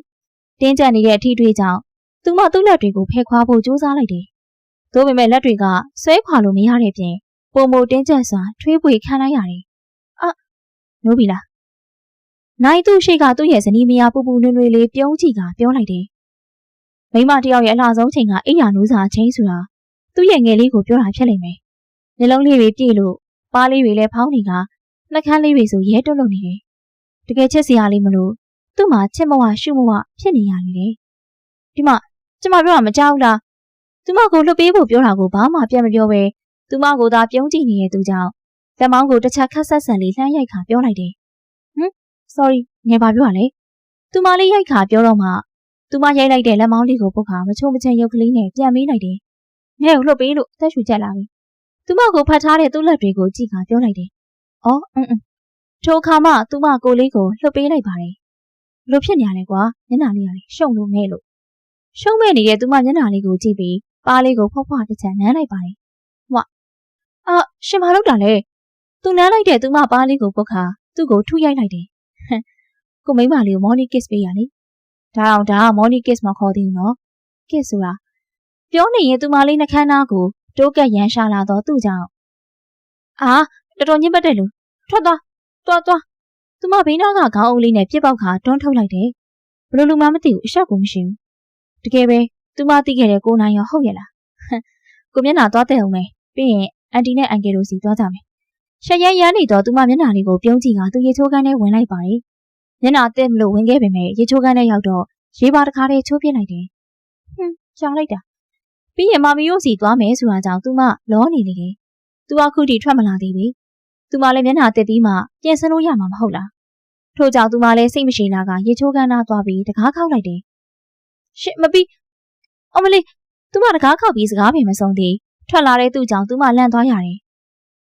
လန့်သွားရတာကတော့တခြားအကြောင်းမဟုတ်တကူလုံးမှာအောက်ကတပတ်ဖြူတစ်ထည်သာခါးမှာပတ်ထားပြီးအပေါ်ပိုင်းဗလာကျင်းတွေကရေရေဆက်လက်ကျနေတော့ခန္ဓာကိုယ်ကြီးကြောင့်ဖြစ်တယ်။ဘာဖြစ်တာလဲညရဲ့။သူ့ကိုကြည့်ပြီးအော်ကမျက်နှာတွေနီးရဲနေရဲ့သူမလေးကြောင့်သူပင်လန့်သွားရတယ်။ဘာမှဖြစ်ဘူးဖဲသူမရေချိုးကန်းလေးသာတန်းဝင်လိုက်တော့တယ်။ဘာဖြစ်သွားလဲရှက်သွားလား။သူမလေးဘာကိုရှက်သွားမှန်းသူကိုယ်တိုင်ပင်မသိသေးကြီး။သူအင်ကြီးလဲရန်မှန်ရှိရမှာသူ့ကိုယ်သူပြန်ကြည့်မိမှသဘောပေါက်သွားရတယ်။ခါတိုင်းသူတယောက်ထဲနေတာကြောင့်ရေချိုးပြီးရိုက်ဒီလိုပဲပတ်ထားပြီးထွက်နေခဲ့ကြမှုသူ့အတွက်အဆန်းမဟုတ်ပေမဲ့သူမလေးကတော့ရှက်သွားရတယ်။သူမလေးမှရေချိုးကန်းထဲဝင်ချင်းဘာမှမလုပ်နိုင်သေးပဲအသက်သာရှူနေရတယ်။ခဏကမြင်ခဲ့တဲ့သူ့ပုံစံကိုခုထိသူမမျက်လုံးထဲကထုတ်လို့မရသေးဘူး။တွေးရင်မျက်နှာတွေပူလာကရှက်နေရတယ်။ယောက်ျားလေးကိုဆိုကိုရီးယားကားတွေထဲမှာသာသူမမြင်ဘူးပေမဲ့အပြင်မှာတော့မမြင်ဘူးပဲ။အခုမှသူ့ရဲ့ကြွက်သားအမြောင်ကိုကိုယ်တိုင်မြင်လိုက်ရတာကြောင့်သူမရှက်နေရတယ်။ပိုဆိုးတာကသူကမနေ့ကမှသူမနဲ့လက်ထပ်ထားနေသူလေသူမကတော့လဲစရာအင်းကြီးလည်းမပါတာကြောင့်မမီတို့အိမ်မှာသာရေချိုးဖို့လုပ်ပြီးမျက်နှာတက်ပြီးသာထွက်ခဲ့လိုက်တယ်ငယ်လေးရောရေမချိုးလားညစ်ပတ်ပါလေသူမနှာခေါင်းလေးကိုလိမ်ဆွဲကပြောလိုက်တော့နားတယ်ဘာလုပ်တာလဲအင်းကြီးမှမပါတာဘလို့ချိုးလို့ရမှာလဲသူ့လက်ကလေးကိုပုတ်ချကဘောက်ဆက်ဆက်ဖြင့်ပြန်ပြေးလိုက်တယ်ကိုအင်းကြီးဝက်မလားမွေးချင်ပါဘူးသွားမယ်ဆိုမြန်သွားမယ်သွားမယ်လေကိုကအားလုံးပြီးပြီခေါင်းဖိလိုက်အောင်မယ်သူမလည်းခေါင်းလေးဖိကထွက်လာခဲ့လိုက်တယ်သူကကားဆင်သင်းလုပ်ပြီးစောင့်နေတာမို့သူမကားပေါ်တက်တာနဲ့မောင်းထွက်ခဲ့လိုက်တယ်တိတ်မဝေးရကြောင်ခဏနဲ့ရောက်ခဲ့တယ်မမီဟဲသားနဲ့သမီးအစိုးရပါလားကွယ်လာမနက်စာစားကြမယ်မိုးဆက်ရဲ့မေမေကသူမတို့စားနေတဲ့မနက်စာစပွဲဝိုင်းနဲ့မိုးဆက်နဲ့နိုင်အတွက်ပါတခါတည်းပြင်ပေးလိုက်တယ်သမီးတို့အဲ့ဒီမှာနေရတာအဆင်ပြေကြလားခုမှအိမ်အစ်စ်ပြောင်းလာမို့သူမမေးလိုက်ပါတယ်ဟုတ်ပြေပါတယ်မပြေတော့မမီကိုလွမ်းနေရပဲသူမမေမေပခုံးထက်ခေါင်းလေးလှဲချကကတ်ချွဲလေးပြောလိုက်တယ်အမလီတော့ပါရှင်တကယ်ပြောတာမမီကငဲ့ကိုမယုံလားမဟုတ်ပါဘူးရှင်ယုံပါတယ်မိုးဆက်လည်းမနှက်စာစားပြီးရေချိုးလိုက်တယ်ကိုရင်ကိုတဲဖို့ပစ္စည်းတွေလည်းတင်းရပြီးုံနဲ့နိုင်ကတော့အပေါ်ရောက်ချင်းဘာမှလုပ်စရာမရှိရမို့ပစ္စည်းတွေသာတင်းဆဲလိုက်တယ်ပစ္စည်းတွေလိုက်တင်းဆဲနေရင်အယ်ဘန်လေးကိုထုတ်ကြည့်လိုက်တယ်မိုးဆက်နဲ့သူ့ရဲ့ငငယ်ကပုံလေးတွေပေါ့ငယ်ရုံမပြောင်းတဲ့သူမလေးကခုထိချစ်စရာကောင်းနေတော့မယ်ဓာတ်ပုံလေးတွေတပုံချင်းနှမ်းကြည့်ရင်ငယ်ဘဝအမှတ်တရတွေကိုပြန်မြင်အောင်လာမိတယ်သူမိဘတွေသိတော့သူ့ကိုပြုံးပြပြီးအရင်ဆုံးလက်ကမ်းပေးခဲ့တဲ့ပစ္စည်းလေးအတေးသေးလေးဟာအကလေးကသူ့ရင်ထဲမှာရှိနေကြတာနဲ့တူပါရဲ့အခုတော့အကောင်မလေးကိုသူတကယ်ပိုင်ဆိုင်ခွင့်ရခဲ့ပြီငယ်ရချိုးပြရနဲ့အဝတ်စားတွေတင်းနေတော့ဖြူစီကဖုန်းဝင်လာတာကိုကိုင်းလိုက်တယ်ဟယ်လိုဖြူအေးမိုးဆက်နင်အတက်မတက်တော့လေဘာလို့လဲသူမမင်္ဂလာပွဲကိစ္စတွေနဲ့မို့ကြောင်းမသွားဖြစ်ပြီဒါပေမဲ့ဖြူကိုကြဘယ်လိုပြောရမလဲငါနေသိမ့်မကောင်းလို့ပါဟာသူမဘာဖြေရမှန်းမသိတာကြောင့်ပါဇက်သေးရှိရာကောက်ဖြေလိုက်တယ်နေမကောင်းဖြစ်နေရလားတော်တော်ဆိုးရလားငါ့တော့မပြောဘူးဟဲ့နေမကောင်းဘူးဆိုတာကြောင့်စိုးရိမ်တကြီးမေးလိုက်တယ်ဖြူနားမှာရှိုင်းနေရှိရာကြောင့်သူမနေမကောင်းဘူးဆိုတာနဲ့အလိုမကျစွာမျက်ခုံးတွေတွန့်ချိုးသွားရတယ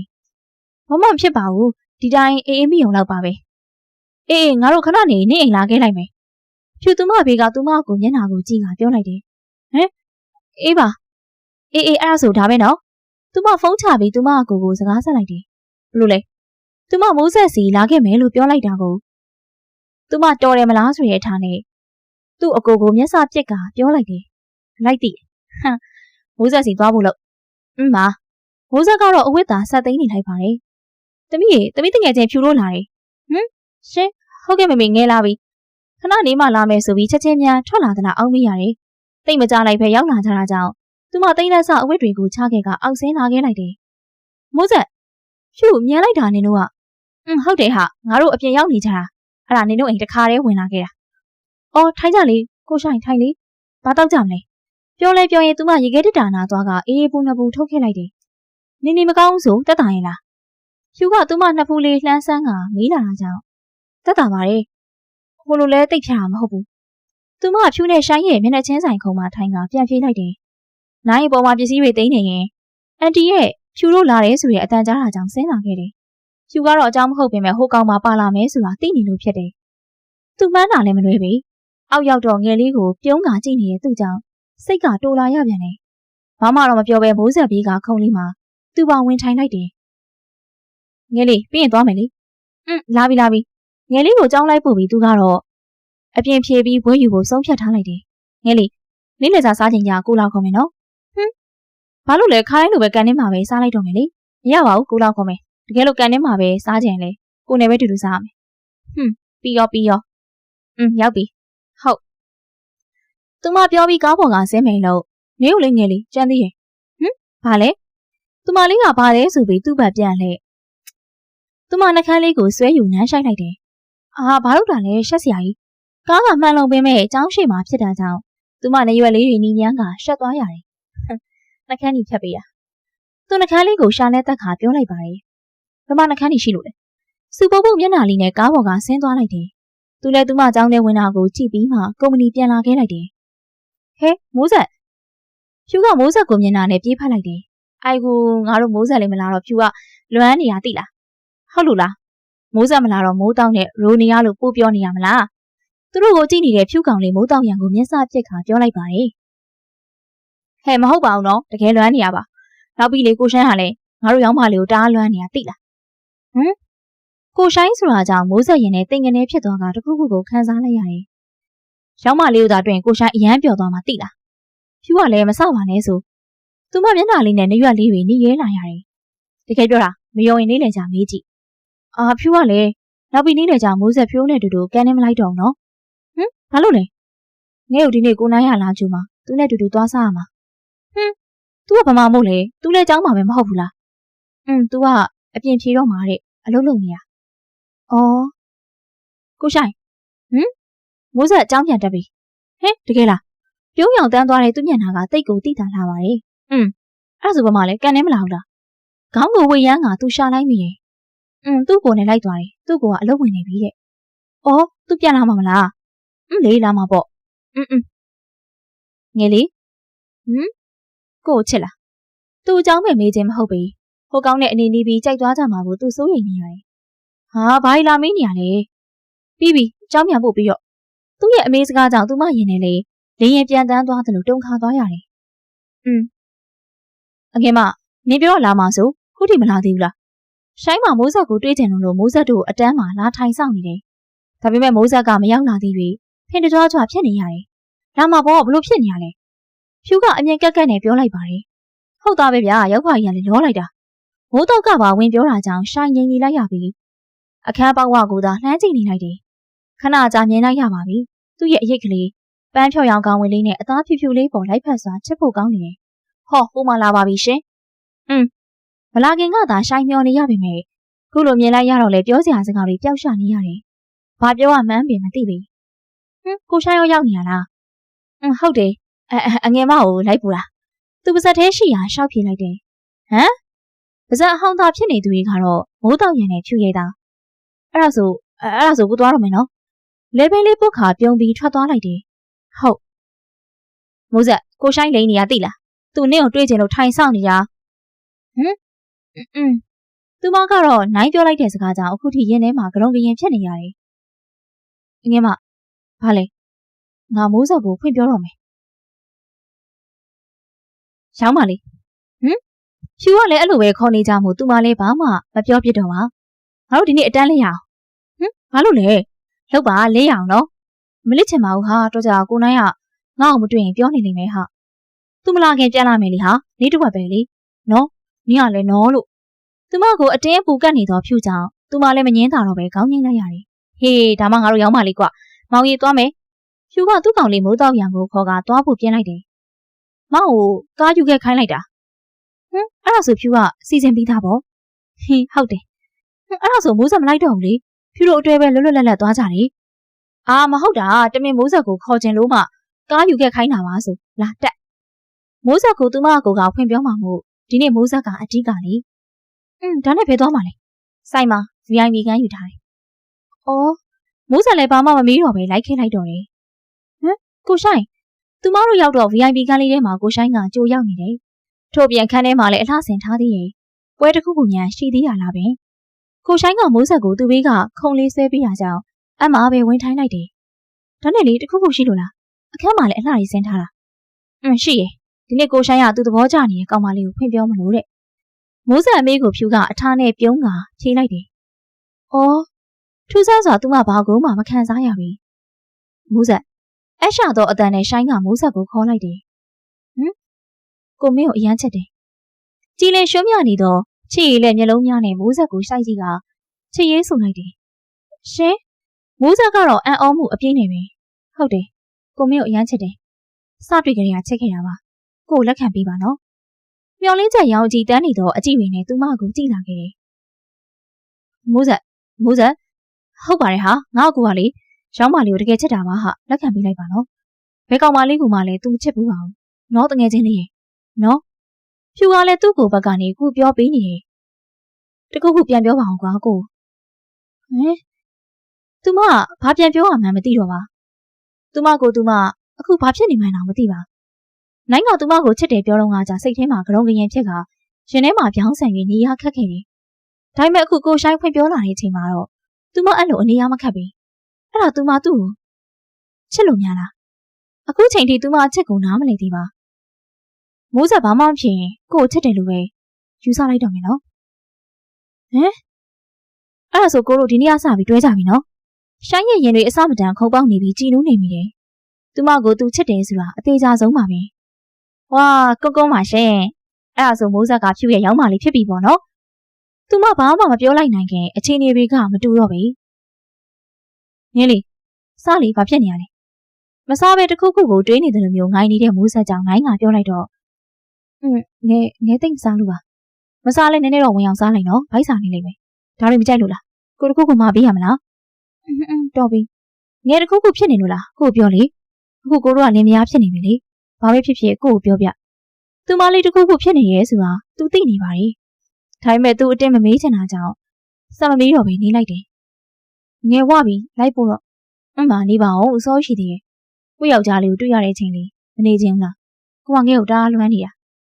သူမနှစ်ဖူးလေးကိုအနမ်းလေးချွေလိုက်တယ်ဒီကောင်မလေးကို तू တိတ်ညံလို့ရပါတယ်ဆိုတဲ့အမှတ်သားလေးပေါ့ထို့နောက်သူမနှကန်းဖူးဖူးလေးကိုထပ်မံနမ်းရှိုက်လိုက်ပါတယ်ဒီကောင်မလေးကို तू တိတ်ချက်ပါတယ်ဆိုတဲ့အမှတ်သားလေးပေါ့မိုးစာညဘက်မအိတ်ခင်နေဖုန်းသုံးနေတော့စားတစောင်းဝင်လာခဲ့လို့ကြည့်လိုက်တော့သူမသွေးပင်ပြတ်ချင်သွားရတယ်ဘေးနားကနိုင်ကိုကြည့်လိုက်တော့ laptop တစ်လုံးနဲ့သူ့အလုပ်သူအာယုံဆိုင်နေတာမို့သူမတက်ပြင်းချလိုက်ရပါတယ်ကိုရှိုင်းစီကစာရီကအဆက်မပြတ်ဝင်နေတာမို့သူမဖုန်းလေးကိုအတန်ပိတ်ထားလိုက်ရတယ်နိုင်သာတိသွားရင်ဆိုတဲ့စိတ်ကသူမကိုတုန်လှုပ်စေပါတယ်သူပို့တဲ့စာလေးတွေကိုနှိပ်ပြီးဝင်ကြည့်လိုက်တော့မိုးဘာလုပ်နေလဲစားပြီးပြီလားအဆရှိသဖြင့်အသေးတွေအများကြီးနဲ့ပို့ထားနေတယ်သူမကြည့်နေရင်ဝင်လာတဲ့စာတွေကကို့ဘာလို့စာမပြန်တာလဲသူမကစာမပြန်မချင်းစာရီတရဇက်ပို့နေတာမို့သူမလည်းသူ့ကိုစာပြန်လိုက်တယ်မိုးဆက်အိတ်တော်မယ်ထိုအခါသူ့စီကစာရီကချက်ချင်းဝင်လာခဲ့ပြန်တယ်ဟုတ်ကဲ့ပါဗျာအဲ့ဒါဆိုအိတ်တော်နော်ခုနအဘွားအများကြီးချက်တယ်နော်သူမဖုန်းလေးချကအိတ်ဖို့ပဲပြင်လိုက်တော့တယ်ငယ်လေးအိတ်တော်မလားအလုံးလုံးနေရမို့တက်ထားတဲ့ရွှေကိုင်းမျက်မှန်လေးကိုချုပ်ခါနိုင်ကမိုးဆက်ပန်လှည့်ပြီးမေးလိုက်တော့အိတ်တော်မှာအဲ့ဆိုခဏနော်ကို laptop ပိတ်လိုက်အောင်မယ်နိုင် laptop လေးပိတ်ခါမိမိပြီးညအိတ်မီလေးပြောင်းထုံးလိုက်တယ်ထို့နောက်သူမဘေးဝင်လဲကသူမခါးသိမ့်သိမ့်လေးကိုဖတ်ပြီးအိတ်လိုက်တယ်ဟိုမှာရောက်ပါပြီရှင်မိုးဆက်ဝင်ချင်းဖြူကမိုးဆက်ကို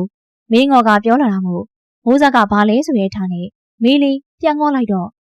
ဒီမှာမိုးဆက်ရေနင်းမလာရင်တေးတော့မလို့ဖြစ်နေလို့အယူတယောက်ရောက်နေလို့ဟေ့ ဖြူဘေးကမိုးဆက်နေရာမှာထိုင်နေတဲ့ရှိုင်းကိုမျက်စပြက်ကပြောလိုက်တယ်။မော်နီမိုးဆက်ရှက်ရမ်းရမ်းပြီးမျက်နှာကြီးနီးရဲနေတဲ့ရှိုင်းကမိုးဆက်ကိုလက်လေးပြကနှုတ်ဆက်လိုက်တယ်။ဟုတ်မော်နီ။သူမပြန်နှုတ်ဆက်ခါဖြူဘေးမှာဝင်ထိုင်လိုက်တော့အမလီရှင်တို့ကကျမကိုအလဲရထားပြီးရိုးကြမလို့လား။ဘေးကရှိုင်းနဲ့မိုးဆက်ကိုတယောက်တစ်လှည့်စီကြည့်ကပြောလိုက်တော့အိုးဖြူကလေမိုးဆက်မျက်နှာလေးရဲကရှက်သွားရတယ်။ရှိုင်းကတော့သူမရဲ့မျက်နှာလေးကိုရွှွှွှွှဆားဆားကြည့်ကစိတ်လွတ်ကိုလွတ်ပြုံးနေမိတယ်။ရော့ဒါမိုးဆက်စားဖို့ကိုဝင်လာတာ။ချောကလက်ကိတ်အသေးစားလေးနဲ့တခြားချောကလက်မုန့်တွေပြင်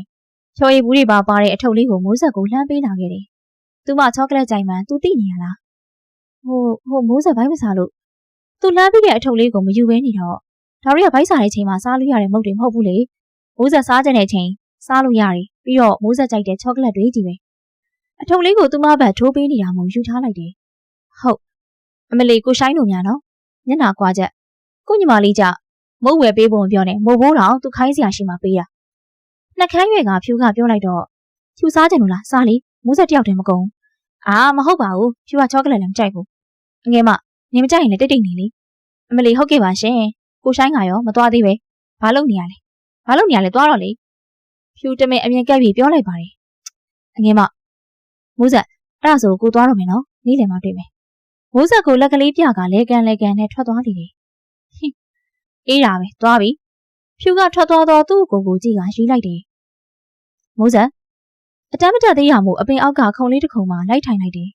ဟမ်သူပြောမဲ့စကားလေးကိုနားထောင်နေလိုက်တယ်ကိုလေးမင်းကိုအရန်ချက်တယ်သိလား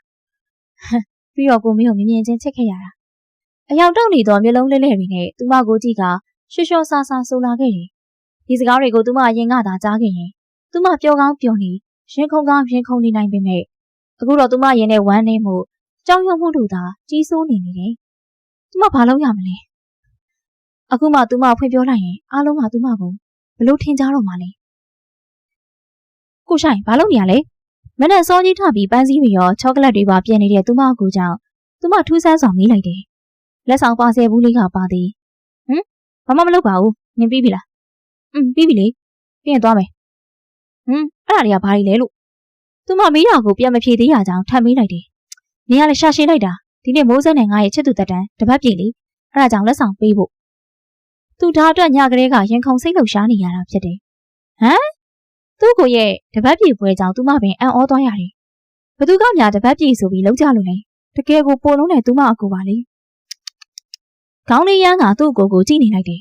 ဘာဖြစ်တာလဲအဲ့ဒါကိုရှိုင်းရဲ့ယောဂါလေးကျွမ်းယုံနေမဟုတ်ဘူးသီလားပြပါကြနေပြီသူ့ကိုနှာခေါင်းလေးရှုပ်ငါပြောလိုက်တော့ဘာဖြစ်လဲနင်ကရောရီးစားမရှိလို့လားဖြူကရီးစားတော့ရှိရလေဒါပေမဲ့ကိုရှိုင်းလို့တော့အိုပါမဟုတ်ဘူးသူမအကိုကြုံတုံးလေးဖဲ့လိုက်ပါတယ်အဲ့ဒါနင်ရီးစားနင်ကိုမချစ်လို့လေဟာကိုရှိုင်းတော့ဘာလို့မချစ်ရမှာလဲချစ်လို့ဒီလောက်ကြာကြီးတွဲကြတာပေါ့နှာခမ်းလေးစုကမျက်နှာလေးစူပုတ်ပြီးပြောလိုက်တယ်အငယ်မဘာလဲခဏကလေးကအခဲမချေသေးရမို့ဘောက်ဆက်ဆက်ပြန်ပြေးလိုက်တယ်မိုးစက်လိုင်းကျောင်းတော်ဖက်ကိုရအောင်လိုက်ပို့ပေးပါနော်ခုကြလေးသားတစ်မျိုးသူ့မလဲဒါမျိုးတော့ဖဲရမယ်ဖြူပဲလေဘာပေးမှလဲမျက်ခုံးလေးပင့်ကမေးလိုက်တော့နင်ကလည်းနေကြိုက်တာဝယ်ပေးမယ်ဟာပြီးရောစိတ်ချရအောင်ခေါ်ခဲ့မယ်ရှိုင်းတကယ်ကိုရင်ခုန်စိတ်လှုပ်ရှားနေရပါတယ်မချစ်ဘူးလို့ယူရဲလို့ပြောရင်လည်းသူခံရမှာပဲသူမအတွက်ရည်ရွယ်ထားတဲ့ပန်းစည်းလေးကိုအမျက်တနှုတ်နမ်းရှိုင်းလိုက်တယ်ညံဆန်နေတဲ့ရင်ခုန်တန်တွေကလည်းဘာနဲ့မှနှိုင်းဆမရစူညံစွာခုန်ပေါက်နေတယ်သူ့အထွေးလေးနဲ့သူပြုံးနေရင်ကိုရှိုင်းသူညမဖြူးတန်နဲ့သူမျိုးလုံးလေးတန်ကကြည့်လိုက်တော့မိုးဆက်သူမလေးကိုသာထင်ထင်ရှားရှားမြင်နေပါတယ်ခဏကခုန်လှုပ်နေတဲ့ရင်ခုန်တန်တွေဟာပုံမိုကျဲလောင်စွာလှုပ်ခတ်လာပါတယ်အဲ့ဒါဆိုဖြူသွားနေမယ်နော်သွားလေးဖြီးကထွက်သွားပြီးမိုးဆက်ကိုထားခဲ့လိုက်တယ်မိုးဆက်တိုးဖွာညင်သားတဲ့အတန်လေးနဲ့သူမမျက်နှာလေးကိုကြည့်ကခေါ်လိုက်တော့ဒီနေ့ကကိုတို့ရဲ့ချစ်သူတက်တန်းတပတ်ပြည့်လေရှင်ရော့ဒါမိုးဆက်အတွက်သူ့လက်ထဲကပန်းစည်းတွေနဲ့ချောကလက်လက်ဆောင်မှုတွေကိုသူမလက်ထဲသို့တယူတရာထည့်ပေးလိုက်တော့သူမငိုကြစိတ်တွေပေါက်လာရပါတယ်သူ့အတွက်သူမကအလောက်တောင်အေးပါလားသူမအခုအားလုံးကိုလှည့်စားမိနေရလားမိုးဆက်ပြောစရာရှိသူမအကုန်လုံးကိုဖွင့်ပြောဖို့ပြင်ကားနီးရှိသည်သူမပါထတ်သို့နှွေးထွေးသောနှကန်းတစ်စုံကြားရောက်နမ်းရှိုက်သွားတယ်သူမလည်းအံ့ဩခြင်းနဲ့တူတုံရီကဝမ်းနေလာရတယ်ချစ်တယ်လူညံ့ညင်သားတဲ့အတန်နဲ့ဆိုးလိုက်ပေမဲ့သူမရင်မခုန်နိုင်ပါ သူမမျက်လုံးထဲမှာနိုင်မျက်နှာသာမြင်အောင်လာမိပါတယ်မိုးဆက်ဘာဖြစ်တာလဲကိုနမ်းလိုက်မိလို့လားအခုတောင်းမှပါတယ်ကွာနောက်မလုပ်တော့ပါဘူးနော်ခေါင်းလေးငုံကမျက်ရည်လေးဝဲပြီးရှိုက်တန်လေးတွေပါထွက်နေရှာတယ်သူမကြောင့်သူထူပူသွားရတယ်ကိုတောင်းမှပါတယ်ကွာနော်သူမမျက်နှာလေးကိုကြည့်၍တွတ်တောင်းမှန်နေမိတယ်ဟေးမိုးဆက်သွားတော့မယ်သူပေးထားတဲ့လက်ဆောင်ပစ္စည်းတွေအားလုံးထားခဲ့ပြီးသူမထွက်လာခဲ့တော့တယ်မိုးဆက်ဟာကွာသူမားတာသူ့ကြောင့်သူ့စိတ်သူမထိန်နိုင်ခဲ့လို့သူ့ကိုယ်သူသာအပြစ်တင်နေမိတယ်နိုင်စပွဲပေါ်ကဖုန်းထဲမှာမြင်နေရတဲ့ပုံလေးကြည့်ပြီးစိတ်တူနေရတယ်ကြစ်ဆုပ်ထားတဲ့လက်သီးကအကျောရီထောင်တွေကအန်ကိုသာတင်းတင်းကျိတ်ထားမိတယ်စိတ်တူခြင်းနဲ့အတူမြုံနိုင်ခြင်းနဲ့အံ့ဩမှုတို့ကလည်းလှိုက်တက်လာလိမ့်တယ်ဟာကွာသူစပွဲကုံပေါ်ကလက်တော့နဲ့တူစင်းရဲစာအုပ်တွေအားလုံးကိုတက်ချပစ်လိုက်တယ်စိတ်တူလုံးလို့လက်တွေမှာတုံရင်နေရတယ်လိုက်မသိရဲ့ဖုန်းလေးကတော့သူမကိုသွားကြုံရန်အမြဲတမ်းချထားတဲ့နှိုးဆက်လေးကညီလာခဲ့တယ်နှိုးဆက်မှာရေးထားတာလေးရှစ်စနီးလေးတင်တန်းဆင်းချိန်အတန်ကြဲတောင်းတစ်ချောက်ခောက်ခါ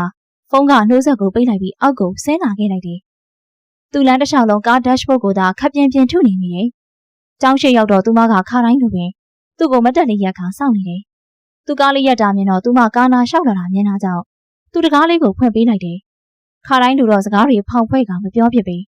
လမ်းတစ်လျှောက်လုံးနဲ့ဘသူ့မှစကားမပြောကြတာကြောင့်ကားထဲမှာတိတ်ဆိတ်လုံနေတယ်အရန်တိတ်ဆိတ်နေသောနိုင်ကိုလည်းမိုးဆက်လှမ်းလိုက်အကဲခတ်နေမိတယ်အခုလိုဖြစ်နေရကသူမအတွက်အနေရခက်စီပါတယ်ငယ်လေးကားပေါ်မှာတလန်းလုံးတိတ်ဆိတ်နေပြီးအိမ်ထဲရောက်မှရုတ်တရက်ထွက်ပေါ်လာသောအတန်ကြောင့်သူမအနေငယ်တုံသွားရတယ်အတန်ကလည်းခါတိုင်းလိုနူးညံ့မနေပဲမန်းပါနေတဲ့အမင်းနဲ့ဆိုင်ဟာဖားရီလေဒီစကားကိုသူလုံးဝမမေးချင်ပါသူ့အတွက်သေလောက်အောင်နားကျင်ရပါတယ်ဘာလို့လဲဟင်ဒီတိုင်းပါပဲနိုင်ထံမှာရှိုင်းဆိုတဲ့နာမည်ကြားလိုက်ရတာမို့သူမထိတ်လန့်သွားရတယ်ကို့မညာနဲ့မိုးဆက်အသားတွေတစ်စက်စက်တုံနေပြီးမိုးဆက်လိုနာမည်တက်ခေါ်လိုက်ရအောင်ထိသူအရန်စိတ်တုံနေရဲဆိုတာသိတာလှပါတယ်ရော့နိုင်သူ့လက်ထဲကဖုန်းကိုသူမလက်ထဲထိုးပေးလိုက်တော့ဒါတွေကရှိုင်းသူ့ကိုနိုင်လိုက်တဲ့အချိန်ကပုံတွေပဲနိုင်တီတာမဟုတ်ပါစေနဲ့လို့ဆူတောင်းပေမဲ့မပြည့်ခဲ့နိုင်တငယ်ချင်းတွေပြောတော့ကယုံတော့မယုံခဲ့ဂရုချက်မှာဖျောက်ရောက်ဖာကြီးစိတ်ကားလိုက်တာကွာကြောင်းရောက်တာတော့ငါတို့စီမလားနိုင်တငယ်ချင်းဟင်းစီယာကပြောလိုက်တော့ကျန်တဲ့လူတွေကပါထောက်ခံလာတယ်ဟုတ်ပါကွာဖျောက်နေလီးရောက်ဖာလားထိုးခံခြင်းလို့လားဟာအေးပါကွာငါတို့ကလည်းစတာပါကွာအဖြစ်သေးနေလိုက်တာသူ့ညီမကိုရှိုင်းကိုသာဆိုတတ်ပြစ်မလားမသိဘူးဟမ်သူ့တငယ်ချင်းတွေပြောစကားကြောင့်သူ့မျက်ခုံးတွေတွန့်ချိုးသွားရတယ်ငယ်လေးအကြောင်းပြောနေရင်အကောင်ကဘာလို့ပါလာရပြန်တာလဲမင်းမသိသေးဘူးမလားသူ့တငယ်ချင်းတွေကမျက်စာဖြစ်ခါလှမ်းပြောလိုက်တာကြောင့်သူကလည်းဘာလဲဆိုရဲထားနဲ့မျက်ခုံးလေးပင့်ကကြည့်လိုက်တယ်ဟာငါတို့ကောင်ကြီးတကွက်လွတ်သွားပြီလိလာကွာဘာလဲမြန်ပြောမင်းညမမိုးစံနဲ့ဟိုဘက်ခန်းကရှိုင်းနဲ့တွဲနေတာကွာဘာသူစပွဲကုံကိုထုခါအော်ချလိုက်တယ်ဟာလန့်လိုက်တာကွာဖြည်းဖြည်းအော်ပါကွာမင်းတို့လာနောက်နေရလားမင်းတို့ငါအကြောင်းသိရင်နော်နောက်စီရလားကွာအတီပြောနေတာဘာဖြစ်လဲကွာမင်းကလည်းသူ့လက်ရီးစားထားမှာပေါ့ကွာဂရုချက်ပြောနေတဲ့ laptop ကိုစောင့်ငါပိတ်ချလိုက်တယ်ထို့နောက်ဖုန်းထဲကနေအတန်ကြီးလာကသူ့တငယ်ချင်းတွေစီကနေပုံတွေပို့လာခဲ့တယ်သူ့ရဲ့တန်တရားတွေကိုအတီးပြုတ်ပေးလိုက်တာပေါ့ဒါတွေကမင်းဘာလို့ကို့ပေါ်လုံးရရလေကွာမဟုတ်ငဲတောင်းမှပါတယ်သူမရှိုက်တန်လေးတွေထွက်လာရတယ်ဘာလို့အဲ့လိုလုံးရလဲကိုကတော့မင်းကိုချစ်လိုက်ရတာဟာကွာဘေးနားကနေရံကိုပြစ်ထိုးလိုက်တော့သူမကိုလေးတုံတက်သွားရကမလုပ်ပါနဲ့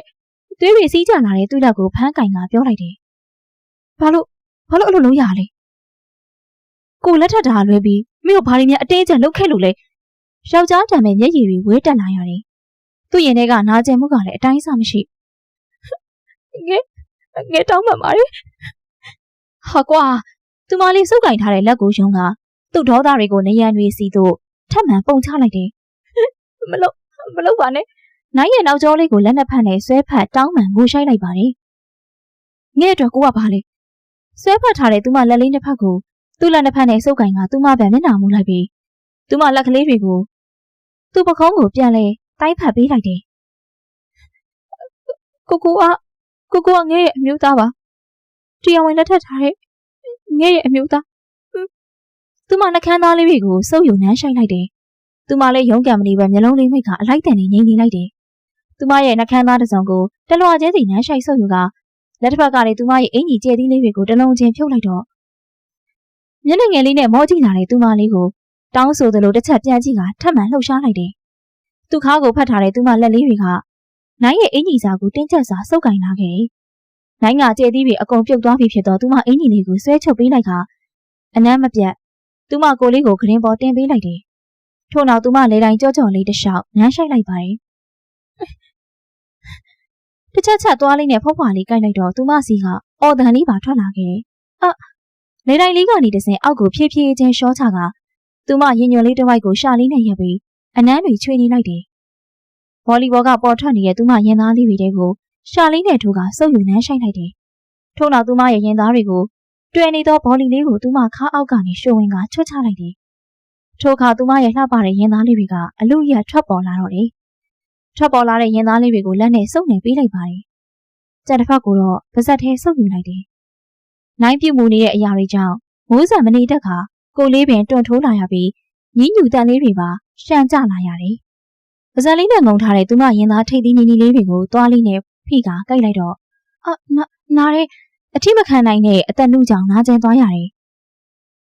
မိုးစံရဲ့ပထမဆုံးချိန်ဖြစ်တာကြောင့်နားကျင်မှုကအတိုင်းအဆမရှိပေ။နိုင်ဟာသူသိချရတဲ့ကောင်မလေးမိုးစံနဲ့တူအချစ်ကဘာထဲမှာလွင်မျောနေရင်မနက်ခင်းအလင်းရောင်နဲ့တူနိုင်တယောက်တက်ကြွစွာနိုးထလာခဲ့တယ်။သူမကတော့ညကပင်ပန်းထားတာကြောင့်ခုထိမနိုးသေးချစ်ဖို့ကောင်းစွာအိပ်ဆက်လုံနေတယ်။သူမနှစ်ဖူးပြင်လေးပေါ်မှာကျနေတဲ့ဆန်ရွယ်စာလေးတွေကိုဖွားဖွားလေးတက်တင်ပေးလိုက်ကအ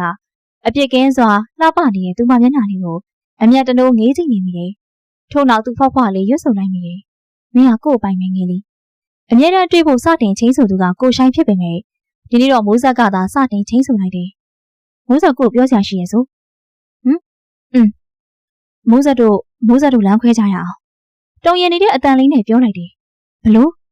ရှိုင်းတကူလုံးကိုမိုးကြိုးပြစ်ချခံလိုက်ရတယ်လို့တုံလှုပ်သွားရတယ်သူ့ခြေတွေပင်ပျော့ခွေသွားရကနောက်တော့ရိုင်းကျသွားရတယ်မိုးဆက်ကိုနောက်နေရလားဟုတ်တယ်မလားကိုနောက်နေရမလားယင်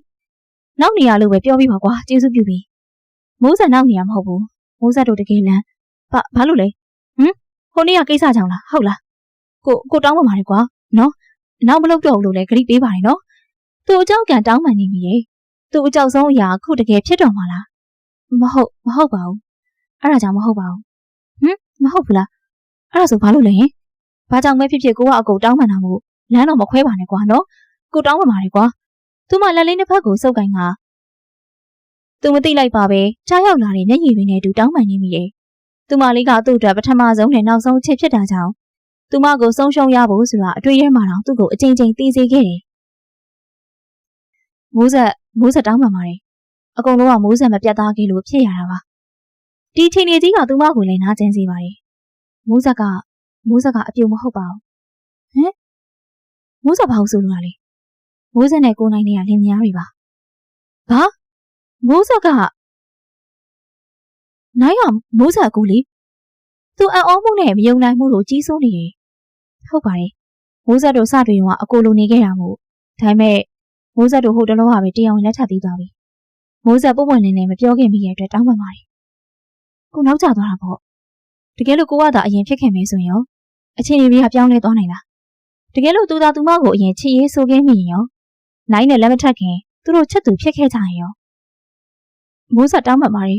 မိုးဆက်ကြောင့်ပါမိုးဆက်ကိုမုန်းလိုက်ပါအဲ့လောက်ထိတော့ကိုနှလုံးသားကိုအမိတ်မပေးပါနဲ့ကွာကိုမနာခံနိုင်ဘူးမိုးဆက်ကိုမုန်းပြဖို့ဆိုတာကို့အတွက်လည်းမလွယ်ဘူးလို့သူကချစ်ခင်ရလေမုန်းဖို့အတွက်မှမဟုတ်တာကိုဆိုင်ဆက်မတောင်းနဲ့တော့လို့ပြန်ကြရအောင်နော်ဘာဖြစ်နေရလဲဖြစ်ကိုလည်းပြောပြပါဦးကျောင်းကပြန်လာကလေးကအိမ်တန်းမပြန်ပဲတောက်တာတောက်နေတယ်ပြောလို့လည်းမရဘူး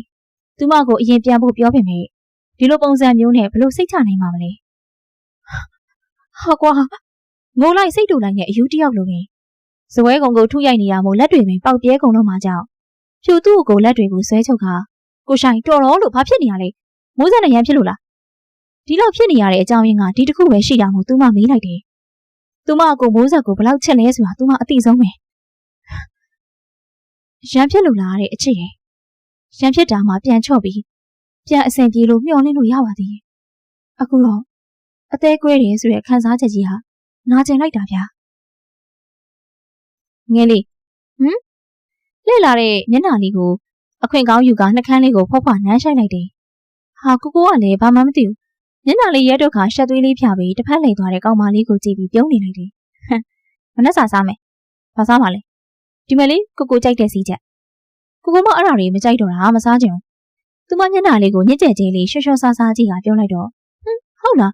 းငါကိုကြိုက်တယ်ထင်လို့ကိုကဘာစားချင်တာလဲ။သူမလေးကတော့သဘောရိုးလေးနဲ့မေးလိုက်ပေမဲ့ဒီအခွင့်အရေးကိုစောင့်နေတဲ့နိုင်ကတော့ငယ်လေးကိုငယ်လေးကိုစားချင်တာလို့မျက်လုံးလေးမေးချင်းကခက်တီတီပဲစိုးလိုက်တယ်။ဟာကိုတော့ဖိုင်လာပြောနေရလေငယ်ကစားလို့မှမရတာရရလေဟိုနေ့ညအောင်စားသေးအောင်သူမကိုမျက်စာလေးပြက်ခါပြောလိုက်တာကအေးဆေးဆေးပဲကိုတော့ဖိုင်လာပြောနေရလေကိုကနှာဘူးလားနိုင်ရဲ့ဘက်ကိုလက်သီးစုံလေးတွေနဲ့ထုကရှက်ရဲရဲမျက်နှာလေးနဲ့ပြောလိုက်တယ်ဟုတ်တယ်နှာဘူးငဲတယောက်တည်းပဲဘူးတဲ့နှာဘူးကြီးစားကြီးသူမရင်ဘက်နာမျက်နှာကြီးကပြောလိုက်တော့ဘူးချင်အောင်ဟဲ့နိုင်ရင်ဘက်ကျဲကြီးကိုလက်သီးစုပ်သေးသေးလေးတွေနဲ့ထုရိုက်နေတဲ့သူမလေးကိုဦးရားလာတာကြောင့်ထိုလက်သီးစုပ်လေးကိုဖမ်းဆွဲကသူမကိုလေးကိုရင်ဝင်နဲ့ဆွဲသွင်းလိုက်တယ်ဒီကောင်မလေးကတော်တော်စွာနေရပေါ့လေဟုတ်လားသူမကောင်းလေးထိမ့်ပြီးနှကန်းလေးကိုဆွဲယူနမ်းဆိုင်လိုက်တယ်သူမနှကန်းလေးတစ်ခုလုံးကိုနေရာလက်မကျန်နမ်းဆိုင်နေလိုက်တယ်မိုးစက်ရဲ့ဖုန်းလေးကအလိုက်မသိစွာမြည်လာခဲ့ပါတယ်ကိုလှော့နမ်းဆိုင်နေရင်လှုပ်ပေးဖို့တောင်းဆိုနေတော့ခဏနမ်းပြီးသူမကိုလေးကိုတော့လှုပ်မပေးပဲသူမနှကန်းလေးကိုလှုပ်ပေးကဘာလဲဆိုတာအကြည့်နဲ့ကြည့်လိုက်တော့လှုပ်အောင်ဖုန်းလာနေတယ်သူမကိုလေးကိုဖတ်ထားတဲ့နိုင်လက်ထဲကရုံးကပြောလိုက်တော့လာလားပေါ့ကွာလှုပ်မပေးပဲပိုတင်းကျပ်စွာဖတ်ထားလိုက်ပါတယ်ဟာဘာလာပေါ့လေဖဲငယ်ဖုန်းသွားကြအောင်မယ်မဖဲချင်ဘူးကွာရှုပ်တယ်ကိုကလည်းလိမ့်ပါပါရဲ့နော်ခဏလှုပ်ပေးအောင်နိုင်ကိုမျက်နှာချိုလေးတွေးကပြောလိုက်တော့မှကိုနန်းလို့မဟုတ်သေးဘူးနော်ပြန်ဆက်လုပ်မယ်ပြောရင်းနဲ့သူမကိုလေးကိုမလွတ်ချင်နဲ့ဖွားဖွားလေးလှုပ်ပေးလိုက်တယ်ကိုကတော့လေလွတ်သွားတဲ့သူ့ကိုယ်တွေကထွက်ခါခေါင်းလေးရမ်းကသွားလိုက်တယ်ဟယ်လိုဖြူမိုးဆက်စီကဖြူဆိုတဲ့အတန်ကြားတာနဲ့နိုင်မျက်ခုံးတွေတွန်းချိုးသွားရတယ်ဖြူဆိုတာနဲ့ဟိုကောင်ကပါလာတော့မှလေဟယ်လိုမိုးဆက်ကိုရှိုင်းကိုကဲပါအောင်ဟာတစ်ဖက်ကဖြူအတန်ကြောင့်မိုးဆက်ထိတ်လန့်သွားရတယ်ကိုရှိုင်းကဘာဖြစ်လို့လဲနိုင်ရှိကစပွဲကုံကိုထူးချလိုက်ပြီးတောက်တန်ကြဲကြဲကြောင့်မိုးဆက်တုံသွားရတယ်လှည့်ကြည့်လိုက်တော့မျက်နှာကြီးမဲပုံတွေကမျက်ခုံးတွေလည်းတွန်းချိုးလို့နေတယ်ကိုရှိုင်းတောက်နေရဟာလုံးဝတားလို့မရဘူးများနေပြီဒီတိုင်းဆိုသူဒုက္ခရောက်သွားလိမ့်မယ်ဟာနင်ပြောရင်တော့ရရင်ရမှာဟာအခုနင်တို့ကဘာမှလဲသူအဲ့လိုဖြစ်လိမ့်မယ်မှန်သူမမထင်မိပါဘလို့ပဲဖြစ်သူမအပြစ်မကင်းဘူးမလားပေးခဲ့နိုင်သူမလက်ထဲကဖုန်းကိုဆွဲလူကချပစ်လိုက်တယ်ဟာကိုဘာလုပ်တာလဲမိုးစာကိုပြန်ပေးပါနိုင်လက်ထဲကဖုန်းကိုလှမ်းယူပေမဲ့မပေးဘဲနေလိုက်တယ်ပေးလို့ကိုမပေးဘူးမင်းကအကောင်စီသွားအောင်မလို့လားသူစိတ်တူလုံးလို့အတန်တွေပင်တုံနေရတယ်မဟုတ်ဘူးကိုရှိုင်းကအခုကိုရှိုင်းအကောင်လည်းမလားမပြောနဲ့ပေးငဲဖုန်းပြန်ပေးဟာကွာအဲ့လောက်လိုချင်နေရသူမဖုန်းလေးကိုနေရန်နဲ့ပြစ်ပေါက်လိုက်တယ်ဖုန်းလေးကတစစီဖြစ်သွားရတယ်ဟာဘယ်လိုလုပ်လိုက်တာလဲညနေအတိုင်းပဲလာခဲ့တွန်းထိုးနေတဲ့သူမကိုလေးကိုပခုံးပေါ်တင်ကအိပ်ရာနဲ့ခေါ်သွားလိုက်တယ်အခန်းတကားလောချကသူမကိုလေးကိုလည်းညင်သားမှုမရှိပဲဝှေ့ရပေါ်ပြစ်ချလိုက်တယ်ဘာလုပ်တာလဲဖဲငဲအပြင်ထွက်မယ်ဂရေပေါ်ကနေအတင်းထိုးဆင်းနေတဲ့သူမကိုလေးကိုသူ့ကိုကြီးနဲ့ဖိချကမင်းဘဲမှမသွားဘူးမင်းကငါမိမဆိုတာမမေးနဲ့ငါရင်ဝင်ထဲမှာနေပြီးမင်းကဘဲကောင်တန်းတာနေရလေသူမစီကအက်ကောင်ကြောင့်အက်ကောင်နဲ့ပဲကြားလိုက်တိုင်းသူ့ကိုဘလောက်တောင်နာကျင်စိလဲဆိုတာသူမမသိလေသလားသူမကိုသူပထမအချိန်ချက်လုံးလို့ခွင့်လို့ခဲ့ပေမဲ့နောက်တစ်ချိန်တော့သူလုံးဝလက်မခံနိုင်ပြီသူ့ရင်ကိုစုံကန်ပြီးထွက်သွားမယ်သူမခြေလမ်းတွေကိုသူတားဆီးရမယ်ငဲကကိုရှိုင်းကိုသွားတားရုံလေးပါနောက်ပြီးသူနဲ့ငဲကလည်းဘာမှမဆိုင်တော့ပါဘူးကိုနဲ့ငဲအကြောင်းလည်းဖွင့်ပြောလိုက်ပြီးခုကိစ္စကလည်းငဲမပွင့်နေကြလို့ဖြစ်တာမို့ဘသူ့ကိုမှမထိခိုက်မနာကျင်စေခြင်းရုံပါမင်းကသူ့ပဲနင်းနာပြီးနာကျင်ရတယ်လို့ထင်နေရလားငါ့ကိုလည်းငါ့ဘက်ကိုလည်းကြည့်ပါဦးကိုရမ်းချင်ရတဲ့ကိုမိမတခြားကောင်စိတ်ပူနေတာစိုးရိမ်နေတာဘလောက်တောင်နာကျင်ရမယ်ထင်လဲအခုငဲကလည်းကိုရှိုင်းသူ့စကားပဲမဆုံးလိုက်နှကန်းစုံမပူနေသွားရကစိတ်ပိတ်ခြင်းခံလိုက်ရတယ်ရုတ်တရက်မို့ကြောင်သွားပေမဲ့ခဏနေမှသူမနှကန်းတွေကိုပွတ်တိုက်ဆုပ်ယူနေတဲ့သူ့နှကန်းကိုခွာရန်သူ့ကိုကြီးကိုတွန်းဖယ်ပေမဲ့တုတ်မြမလို့ရွေ့ပင်မရွေ့ပြီသူမရဲ့လှုပ်ရှားမှုတွေကိုယူမဆိုင်ပဲသူမနှကန်းဖူးဖူးလေးတွေကိုသာတရှိုက်မမှန်နမ်းရှိုက်နေလိုက်တယ်အစကဟိုကောက်နေမဲ့သူမပါဇက်ကထွက်လာမှမကြိုက်လို့နမ်းရှိုက်လိုက်ပေမဲ့နမ်းနေရင်မလွတ်ချင်တော့အောင်ပဲရင်မူးလာရတယ်နမ်းယုံနဲ့မကပဲသူမအောင်နှကန်းတောင်လေးကိုပါသွားချွန်နဲ့ကြိုက်လိုက်တော့နာကျင်မှုနဲ့တူသူမနှကန်းတောင်လေးကနေသွေးစာလေးပြီးစို့လာရတယ် နိုင်ကသူမနှကန်းကသွေးစာလေးတွေကိုပါရှာလေးနဲ့တက်ကစုပ်ယူလိုက်တယ်။သူမရဲ့နှကန်းတွေကနေတဆင်လဲတိုင်းကြော့ကြော့စီဆင်းကလဲတိုင်းတစ်လျှောက်ရှာနဲ့တက်ချလိုက်တယ်။သူမတကူလုံးတွန့်လိန်သွားရကဖိမ့်တိန်ရှိမ့်တိန်ပင်ဖြစ်သွားရတယ်။သွေးသားနှီးတော်ပြီးသားလင်မယားဖြစ်ပေမဲ့သူမမှာသူ့အထီးတွေ့တွေကိုအသားမကြသေး။ကိုလွတ်ပေးဘလို့လုံနေရလဲလဲတိုင်းလေးတွေကိုနှကန်းနဲ့ပုတ်တိုင်နှမ်းဆိုင်နေပြီးသူ့လက်တွေကိုတော့သူမအင်းကြီးနဲ့တိုးဝင်ဖို့လှုပ်လိုက်တော့ကိုအင်းကြီးအောက်ကိုဝင်ထားတဲ့သူ့လက်တွေကသူမရင်သားလေးတွေကိုလာပုတ်တက်နေတာမို့မျက်နှာတစ်ပြင်လုံးရဲတွက်နေကနေရက်လေးတွေပင်ရဲတွက်လာရတယ်။ကိုဖဲတော့နိုင်သူမကိုလေးမှာပဲစိတ်ရောက်နေချိန်သူမရှိသမျှအားလေးနဲ့တွန်းထုတ်လိုက်တာမို့နိုင်ကိုကြီးအိပ်ရာပေါ်လမ်းကျသွားရတယ်။သူမလည်းသူလမ်းကျသွားတာကိုခွင်ကောင်းယူကမတ်တက်ထားရလိုက်ပြီးအခန်းတကာနာပြေးကပ်လိုက်တယ်။တော်ပြီကိုနဲ့မနေတော့ဘူးမမေတို့စီပဲသွားနေတော့မယ်။နှကန်းလေးထော်ကတကားလေးဆွဲဖွင့်ပြီးအပြင်ထွက်လာခဲ့လိုက်တယ်။ဟက်ကော်ကြီးကြံခဲ့တဲ့သူကတော့နိုင်ရပါ။ဟာဟေ့မသွားနဲ့လို့ဟေ့သူလိုက်ဆဲပေမဲ့သူမကတက်စီပေါ်တက်သွားလိုက်တယ်။သူချက်ချင်းလိုက်ဖို့ပြင်းလိုက်ပေမဲ့လင်မယားနှစ်ယောက်ရှိနောက်တကွဲစီရောက်သွားရင်မိဘတွေကရံဖြစ်ကြမှာထင်တာကြောင့်လှုပ်เสียအလုပ်လေးတွေလက်စာတက်ပြီးမှလိုက်သွားဖို့ဆုံးဖြတ်လိုက်တယ်။ဟုတ်ဒီကလေးမလေးနေတော့ကွာသူတယောက်တည်းခေါင်းလေးရမ်းကပြုံးလိုက်မိရဲ့ဟဲ့သမီးလေးတယောက်တည်းလာလားသားရောအိမ်ထဲဝင်ချင်းမိဖို့ခန်းထဲကနေထွက်လာတဲ့မိုးဆန်အမေကမြင်တော့မေးလိုက်တယ်။ကိုကမအားသေးလို့တဲ့ပြီးမှလိုက်လာမှာတဲ့အဲ့ဒါကြောင့်သမီးတယောက်ထင်ထားလိုက်တာဟင်းသွားလေးဖြီးပြကသူမမလိန်တက်လိန်တက်နဲ့လိမ့်လိုက်တယ်ဟုတ်လို့လားသမီးတို့ရန်နေပါရင်များဖြစ်လာလားသူမသမီးရဲ့အထစ်ထက်ငေါငေါစကားများကြောင့်သူမမယုံသင်ကရှိသဖြင့်မေးလိုက်တယ်မဟုတ်ပါဘူးမမေကလည်းမိုးဆက်တို့ကဘာလို့ရန်ဖြစ်ရမှာလဲမိုးဆက်ကမမေကိုလွမ်းလို့လာတာဖေရောအေးပါရန်မဖြစ်ရင်လည်းပြီးရောမမေကစိုးရင်လို့ပါသမီးတွေကလည်းတားကိုအရင်လိုမစိုးနေတော့နော်ဟုတ်ပြီလားသူမသမီးအကြောင်းသူမသိတာမို့သတိပေးလိုက်တယ်ကလေးနှစ်ယောက်လုံးကငငယ်တဲ့ကသူမလက်ပေါ်ပဲကြီးလာတာမို့ကလေးတွေကြောင့်ကိုသူမအတိဆုံးဖြစ်တယ်မိုးဆက်ရဲ့အနွန်တာခံနိုင်ဆုံးကလည်းနိုင်မယ်ငငယ်တဲ့ကနိုင်ကမိုးဆက်ကိုအရေးတကြီးကြီးနီးလာခဲ့တာကျောင်းလေးစထားခဲ့တော့တောင်သမီးလေးကိုအနိုင်ကျင့်ကြတဲ့ကလေးတွေကိုပြန်ရိုက်တာကိုကလူအများနဲ့မို့သူပဲပြန်ရိုက်ခံခဲ့ရတယ်ဒါတော့အပြုံးမပြတ်ညီမလေးဘာဖြစ်သွားသေးလဲမေးခဲ့တယ်သူမလားသမီးလေးကိုဒီလိုကလေးလက်ထဲမှာစိတ်ချလက်ချထားကြပါတယ်ကိုမသမီးဖေဖေကသတင်းကြည့်နေတယ်အလုံနာရမို့ဆိုဖာပေါ်ထိုင်ကမျက်မှန်တက်ပြီးသတင်းထိုင်ကြည့်နေတဲ့သူမဖေဖေနာသွားထိုင်လိုက်တော့ဟေးသမီးရောက်နေရလားအရှိကကြည့်လက်စ TV ကိုပိတ်ခါသူမကိုပြုံးပြီးကြည့်လိုက်တယ်ဟုတ်သူမခေါင်းလေးညှိ့ပြကသူမအဖေကိုပြုံးပြလိုက်တယ်သားရောမပါဘူးလားသူမနောက်ကိုလှမ်းကြည့်လိုက်ပေမဲ့ဘယ်သူမှမမြင်တာကြောင့်မေးလိုက်ပါတယ်ဟုတ်မပါဘူးဖေဖေအလုပ်မအားသေးလို့ပြီးမှလိုက်လာမယ်တဲ့အော်အေးငဲ့အခန်းခဏသွားလိုက်အောင်မယ်နော်ဖေဖေသူမတို့ဟိုအိမ်ပြောင်းပြီးခတဲ့ကအိမ်ကိုသာရောက်ပေမဲ့မရောက်ဖြစ်တဲ့အခန်းလေးကိုလည်းလွမ်းတယ်လို့ရှိလာပါတယ်အေးသမီးလေးဟုတ်သူမလှေကားပေါ်လေးတက်နေတော့လေသူမအမေကိုလှမ်းអော်လိုက်သေးရဲ့မမေငယ်ဒီနေ့ဒီမှာထမင်းစားမှာနော်အေးပါကွယ်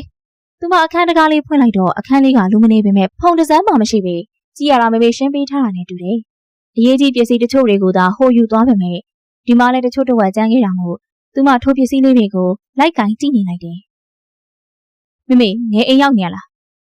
းသူမရောက်တာနဲ့တိတ်တော့မကြလိုက်လာခဲ့လိုက်တယ်အေးဟုတ်တယ်သားလေးသမီးလေးကသူ့အခန်းထဲမှာဟုတ်အဲ့ဒါဆိုကျွန်တော်လိုက်သွားလိုက်အောင်မယ်ဗျအေးတာမေမေထမင်းစားကနေလှမ်းခေါ်လိုက်မယ်နော်ဟုတ်ကဲ့ဗျသူ့ပေါ်ထက်ရောက်တော့အခန်းတကားကလောမချထားတာမို့တကားကိုအသာဖွင့်လိုက်တယ်သူမကတော့ခရင်ပေါ်ခြေထောက်လေးအပေါ်ကွေးပြီးဖောက်ရက်လေးနဲ့ဘာရီကြည့်ပြီးပြုံးနေတယ်မသိသူလည်းအတန်မေပေးပဲတကားလောချကသူမနားထိုင်ပြီးသူမခါးလေးကိုအပေါ်ကနေလှမ်းဖက်လိုက်တယ်အမေကိုသူမထိုးခါမှလန့်ပြီးထားကြည့်မိရဲ့လူလည်းမလေးကိုဒီလိုပတ်ပြေးလို့ရမလားကွမပြေးပါဘူးငယ်ကမမေတို့ကိုလွမ်းလို့လာတဲ့ဟာကိုခက်တီတီနဲ့ပင်လိမ့်လိုက်ပါတယ်ဘာကြည့်နေရလဲဒီမှာလေငယ်တို့ငငယ်ကဓာတ်ပုံအေဗန်လေးခုမှတွေ့လို့ကြည့်နေတာကိုကတော့အမြဲကြည့်ဟုတ်လားငယ်ကအရန်ဆိုးပါပဲနော်ဆိုးပါဘူးချစ်ဖို့ကောင်းတာတကယ်ပဲလေသူ့တက်တော့သူမလေးကအမြဲချစ်စရာတိအဖိုးကြီးပြောပြပြီသူမကမယုံသလိုနဲ့နှာခေါင်းလေးရှုပ်ပြလိုက်တယ်တကယ်ပြောတာပါဗျာကိုငဲ့ကိုပဲချိန်ကလေးကစားချစ်တာလေလူမန်းသိတဲ့စာရွေတွေကငဲကရောကို့အခုထိမချစ်သေးဘူးလားမိကုန်းကသူမဘက်လှည့်လာတော့သူမဖြေရချက်သွားတယ်ညလုံးလေးပေးကလက်လုပ်ပြီးမမေထမင်းချက်ပြီလားမသိဘူးငဲသွားတော့မယ်ဘိုင်လေးကိုပုတ်ခါဂရင်ဘောကဆင်းမယ်လို့သူမကိုလေးသူ့ပေါင်ပေါ်ဖင်ထိုင်ရလေးကျသွားရတယ်ဟေ့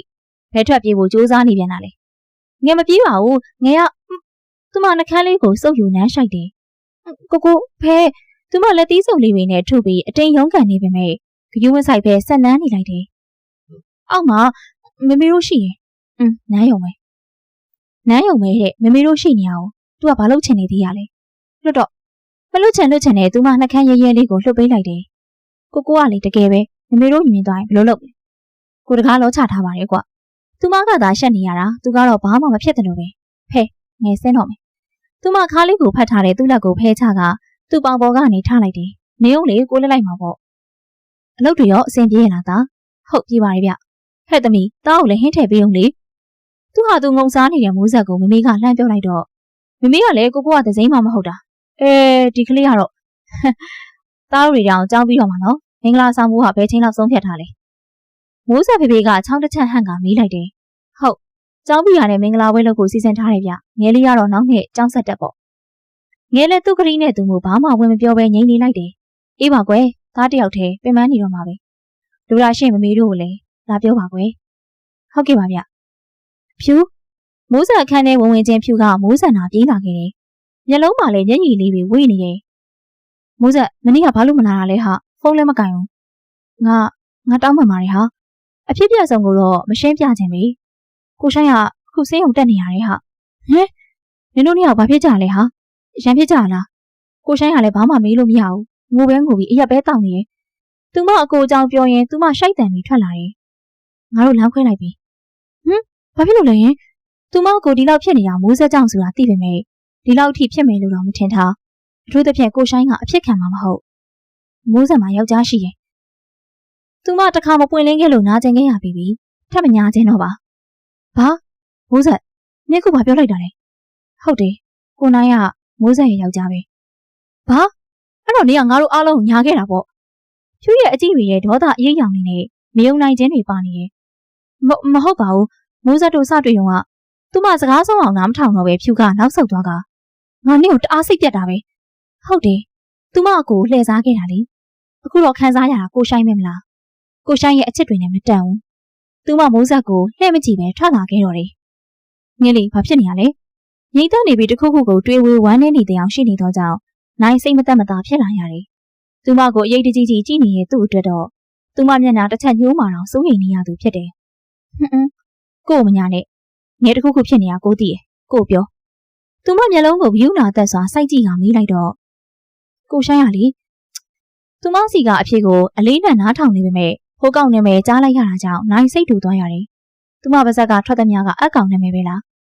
သူမဝမ်းနေတယ်လို့ဖြစ်နေရတဲ့အကြောင်းရင်းကလည်းအကောင်ကြောင့်ပဲလားကိုဆိုင်ဆေးရုံတင်လိုက်ရတယ်တဲ့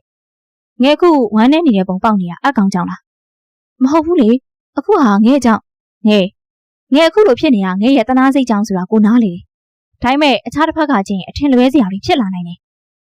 ကိုမင်္ဂလာဆောင်ဖို့ဟိုတယ်တွေလည်းဘုတ်ကင်လုပ်ထားပြီးအဝတ်အစားအတွက်လည်းကိုတို့အားရနေသွားတိုင်းရုံပဲမင်္ဂလာဆောင်ဖို့အစီအစဉ်တွေပြောနေရကြောင်းသူမအံ့ဩနေရတယ်သူစီစဉ်နေရသိပေမဲ့အဲ့လောက်လောလိမ့်မယ်လို့တော့သူမမထင်မိပါငယ်တို့ကအကြောင်းတော့မပိတ်သေးဘူးလေအဲ့လေပိတ်တော့မှလေပိတ်ရင်တခါလေးလုပ်ဖို့စီစဉ်ထားတာသူဒီထက်ပိုပြီးအချိန်မဆွဲချင်တော့ပါဘာကြီးတာလဲဘာမှမရည်ပါဘူးကိုကတအားလောနေရပဲမလောလို့ရမလားဗျကျွန်တော်မျိုးကခမားလေးကိုချစ်တာကိုသူတို့သမီးဝတ်ဆောင်လေးနဲ့ငဲ့ကိုအယမ်းမြင်နေပြီနောက်ပြီးဘိုက်ဖုံးအင်ကြီးလေးနဲ့ရောသူမဘိုက်လေးကိုမျက်စာပြက်ခါပြောလိုက်တော့ကိုကလည်းဘိုင်လာပြောနေမှမသိဘူးသူမမျက်နှာလေးရဲတက်သွားကနိုင်ကိုမျက်စောင်းလေးထိုးလိုက်တယ်တကယ်ပြောတာကိုကတော့ငယ်လေးနဲ့တူရဲ့သမီးလေးလိုချင်တယ်ဟာပြောနေစိုးနေပါလားတော်ပြီကိုနဲ့မနေရအောင်ဟာဟေ့ဘယ်သွားမလို့လဲဆိုဖာပေါ်ကနေထသွားတယ်သူမကြောင့်သူအပြေးလွှာလိုက်မေးလိုက်ရတယ်တော်ကြဟိုတခါကလိုမမေတို့စီသွားမှစိုးရသည်မိုးချုံနေတာဘာညာလဲနားလည်မှာမဟုတ်ဘူးပွားအိတ်တော်မလို့လှဲမကြည့်ပဲလှမ်းသာဖြေးလိုက်တယ်ငယ်သာကြောင်းရောက်ပင်ပဲဖြူကတော့ကြောင်းပြတ်တာ3ရက်ရှိပြီဖုန်းဆက်တော့လည်းမကင်ပြီဖြူကောင်လေးမိုးတောင်ရံကိုမေးရအောင်လဲသူလည်းမလာပြီသူမတယောက်တည်းစဉ်းစားနေရင်အပေါက်ဝမှာဝင်လာတဲ့ဖြူနဲ့မိုးတောင်ရံကိုမြင်လိုက်ရတာမို့သူမထိုင်နေရမှာဝမ်းသာအားရနဲ့ချက်ချင်းထားရလိုက်တယ်ဖြူသူမလမ်းခေါ်လိုက်ပင်ပဲဖြူကတော့အေးမလုပ်ပြီသူမဝမ်းနေသွားရပင်ပဲကိုဆိုင်ကြောင်လည်းသိကျင်တာမို့ဆက်မေးလိုက်တယ်ဖြူကိုဆိုင်သက်သာသွားပြီလားဘာမှပြန်ဖြေမလာတဲ့ဖြူကြောင့်ဂျားတွေကမိုးတောင်ရံကပဲမိုးဆက်ကိုဖြေပေးလိုက်တယ်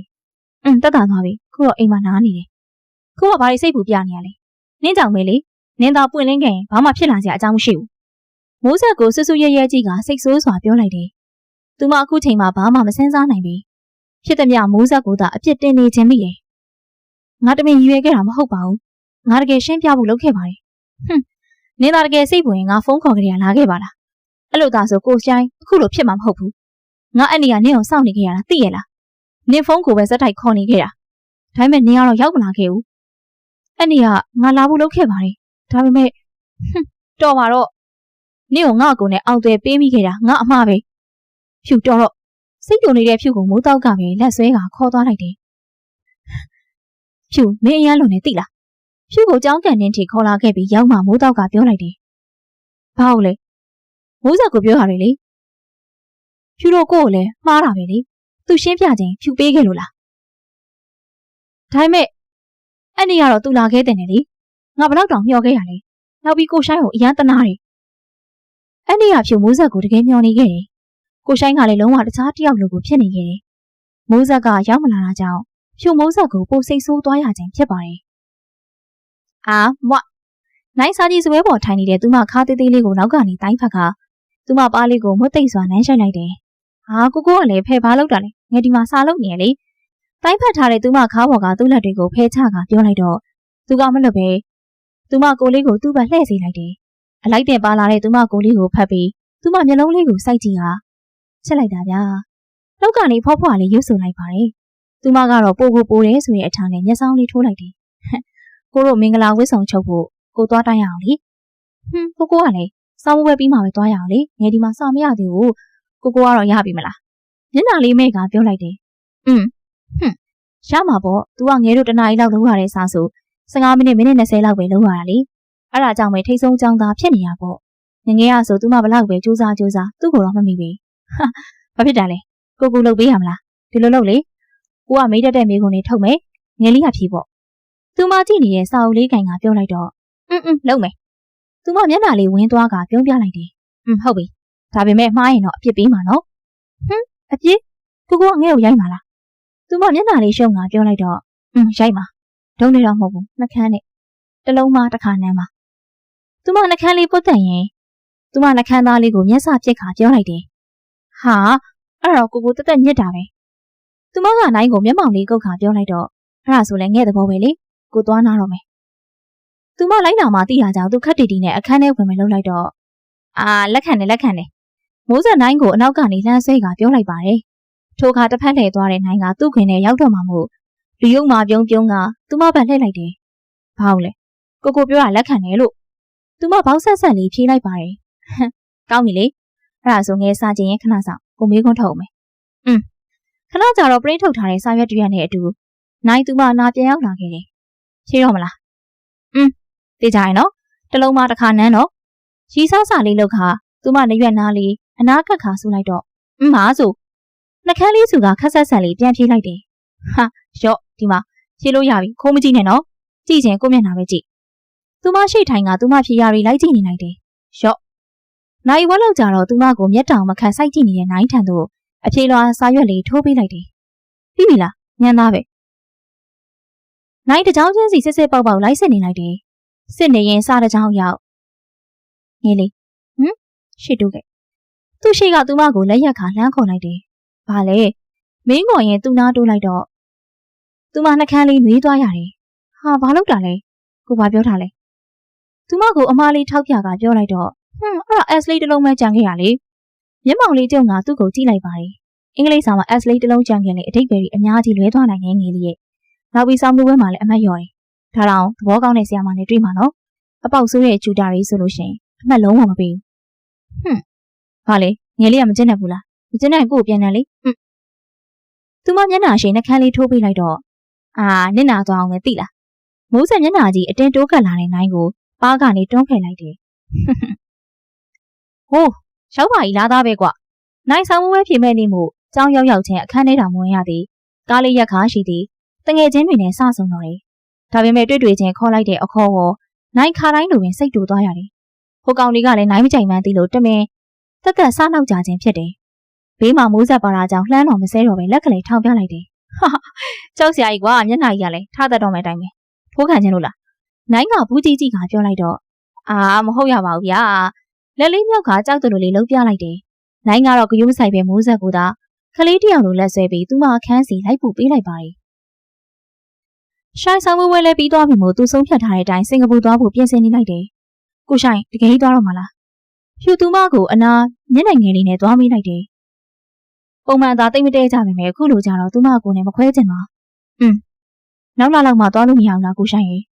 ငါအကုန်လုံးစီစဉ်ပြီးပြီဟ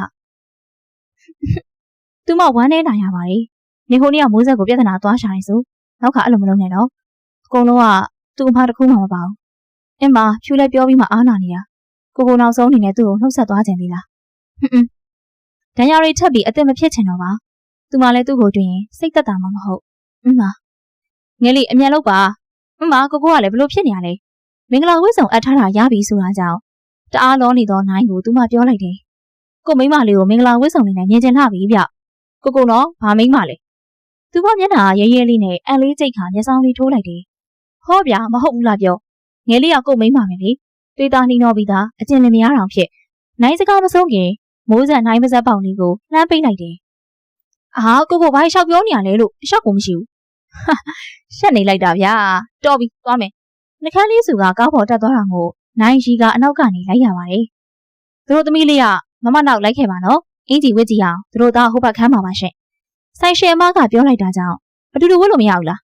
ဆိုင်ရှယ်မကိုကြည့်ကခက်တီတီနဲ့မီးလိုက်တယ်ရှင်ကိုကတော့ရတယ်အမငယ်မမနဲ့လိုက်ခဲ့မယ်နော်ဆိုင်ရှယ်မကိုရှက်တယ်လို့လေခတ်တိုးတိုးဆိုကနိုင်ကိုလည်းမျက်စောင်းလှမ်းထိုးလိုက်ပါတယ်နိုင်ကတော့ဘာလဲဆိုတဲ့ပုံစံနဲ့မျက်စာလှမ်းပြက်ခါမျက်လုံးတစ်ဖက်မှိတ်ပြလိုက်သေးတယ်မိုးဆက်ကဆိုင်ရှယ်မနဲ့တစ်ဖက်ခန်းထဲဝင်သွားတာမို့နိုင်လဲရီကသူ့ဘက်ကအခန်းထဲဝင်ခဲ့လိုက်တယ်သူ့အတွက်စီစဉ်ထားတဲ့ဖြူအောင်ဝတ်စုံကိုဝတ်ကြည့်လိုက်ပါတယ်အရက်ရှည်ရှည်ယောက်ျားပြီးသားသူမို့သူနဲ့ဝတ်စုံကတအားကိုလိုက်ဖက်နေပြီတဲ့အနောက်တိုင်းဝတ်စုံဖြူအောင်ကိုကြကြနာနာဝတ်ဆင်ပြီးသပင်ကိုတက်တင်လိုက်တယ်သူ့ခန်းထဲကထွက်လာတော့သူမကမပြီးသေးတာကြောင့်ခုံမထိုင်ဆောင်နေလိုက်တယ်ခဏကြာမိုးဆက်လိုက်ကာလေးဖွင့်ကခေါင်းဝင်ဖြူဖြူလေးမှပြီးထွက်ခဲ့လိုက်တယ်နိုင်ကတော့ပါဇက်အဟောင်းသားဖြစ်နေရောတယ်ဘိုင်းအဲ့လောက်တောင်ကြည့်နေရလဲလှလားခေါင်းဝင်လေးကင်ကတပတ်လှည့်ပြလိုက်တယ်အရန်လာတယ်ကိုမင်္ဂလာတော်မဆောင်ရင်တော့ဘာလို့လဲမိုးဆက်မျက်လုံးလေးဝိုင်းကမီးလိုက်တော့ကိုတို့သမီးလေးရဲ့အလှတွေကိုသူများတွေဝိုင်းကြည့်မှမလို့ခြင်းလို့သူမနားပြားလေးနာကတ်ခါရီကျဲကျဲနဲ့ဆိုးလိုက်တယ်ကိုကတော့လေ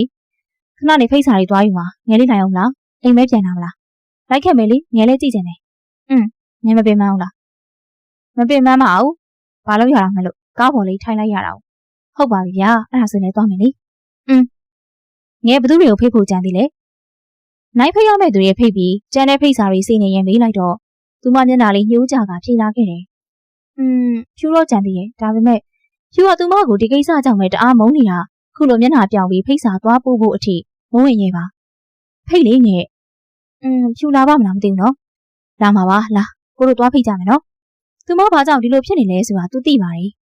ဘာအတွက်ကြောင့်မှသူမစိတ်ထိခိုက်ဝမ်းနည်းနေတာမျိုးသူမလို့ချင်ပါ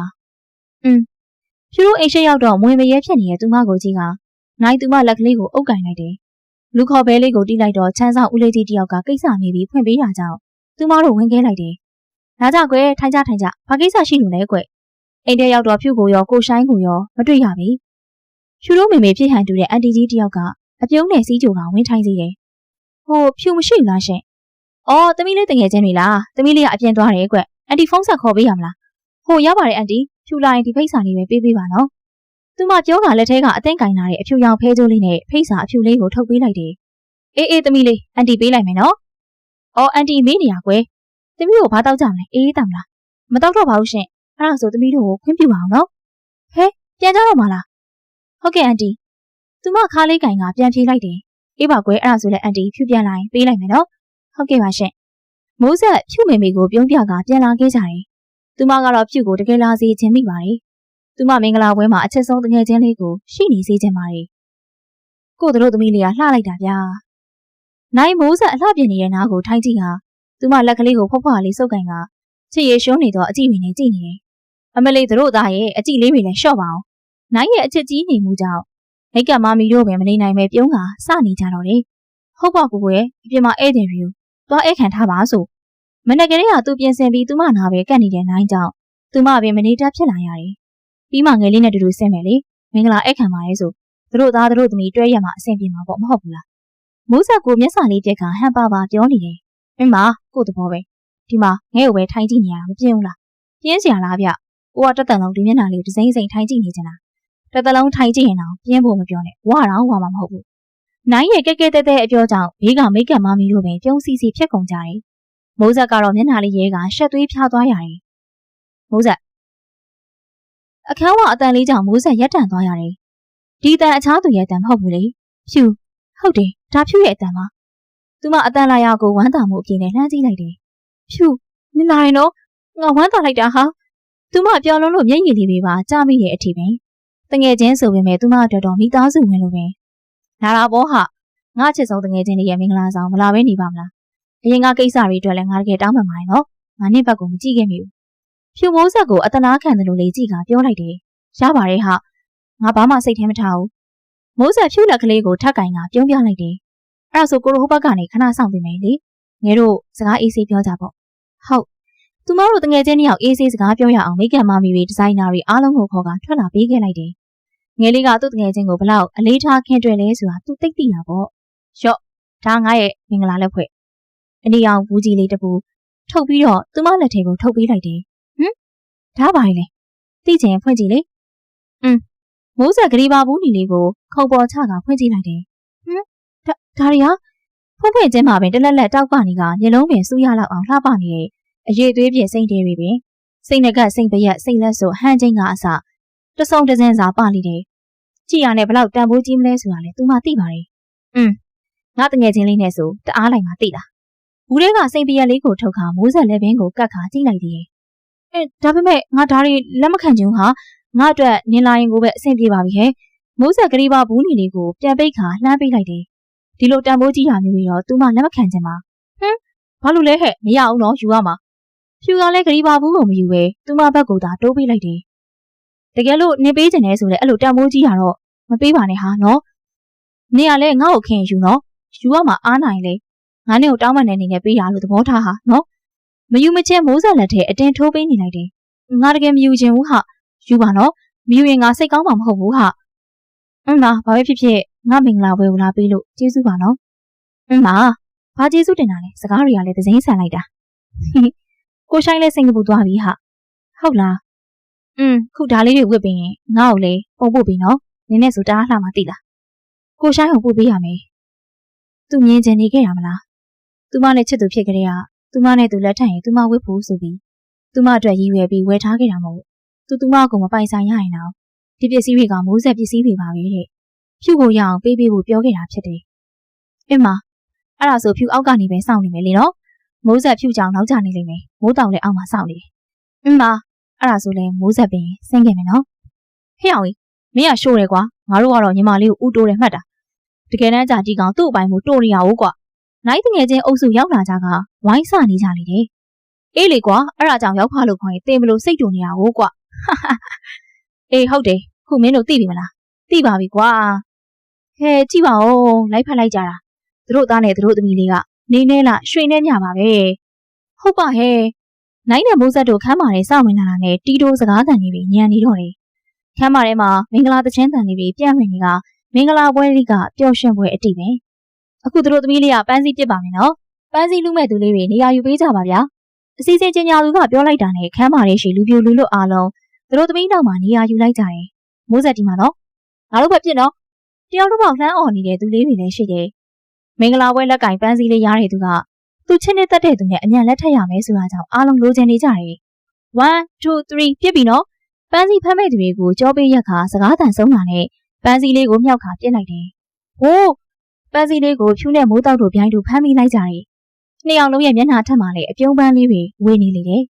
သူတို့သားနဲ့သူတို့သမီးနန်းမှာနိုင်ရဲ့တငယ်ချင်းတယောက်ကအတန်ကျဲကျဲနဲ့လှမ်းអော်လိုက်တော့နောက်ကလူတွေအားလုံးကလည်းလိုက်អော်ကြတော့တယ်နန်းမှာ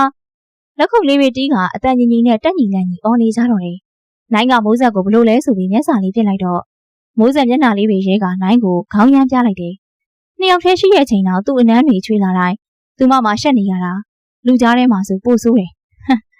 နိုင်ကြီးကျဲကျဲတစ်ချက်ပြုံးကရှက်နေတဲ့သူမကိုလေးကိုသူ့ကိုကြီးနဲ့ပိတ်ကွယ်လိုက်ခါသူမနှက်ခမ်းရဲရဲဆူဆူလေးကိုဖိကတ်ခါစုပ်ယူနှမ်းဆိုင်လိုက်တယ်နိုင်ရဲ့ရုတ်တရက်ပြုတ်မှုကြောင့်မိုးဆက်မျက်လုံးတွေဝိုင်းဆက်သွားကစွန့်အားသွားရတယ်ထင်မထားတာကြောင့်လူတွေအားလုံးပါဇက်အဟောင်းသားနဲ့ပြုံးပြီးကြည့်နေကြကတချို့တွေကလည်းလက်ခုပ်တီးနေကြတယ်မိုးဆက်ဖွားဖွားလေးယုံနေပေမဲ့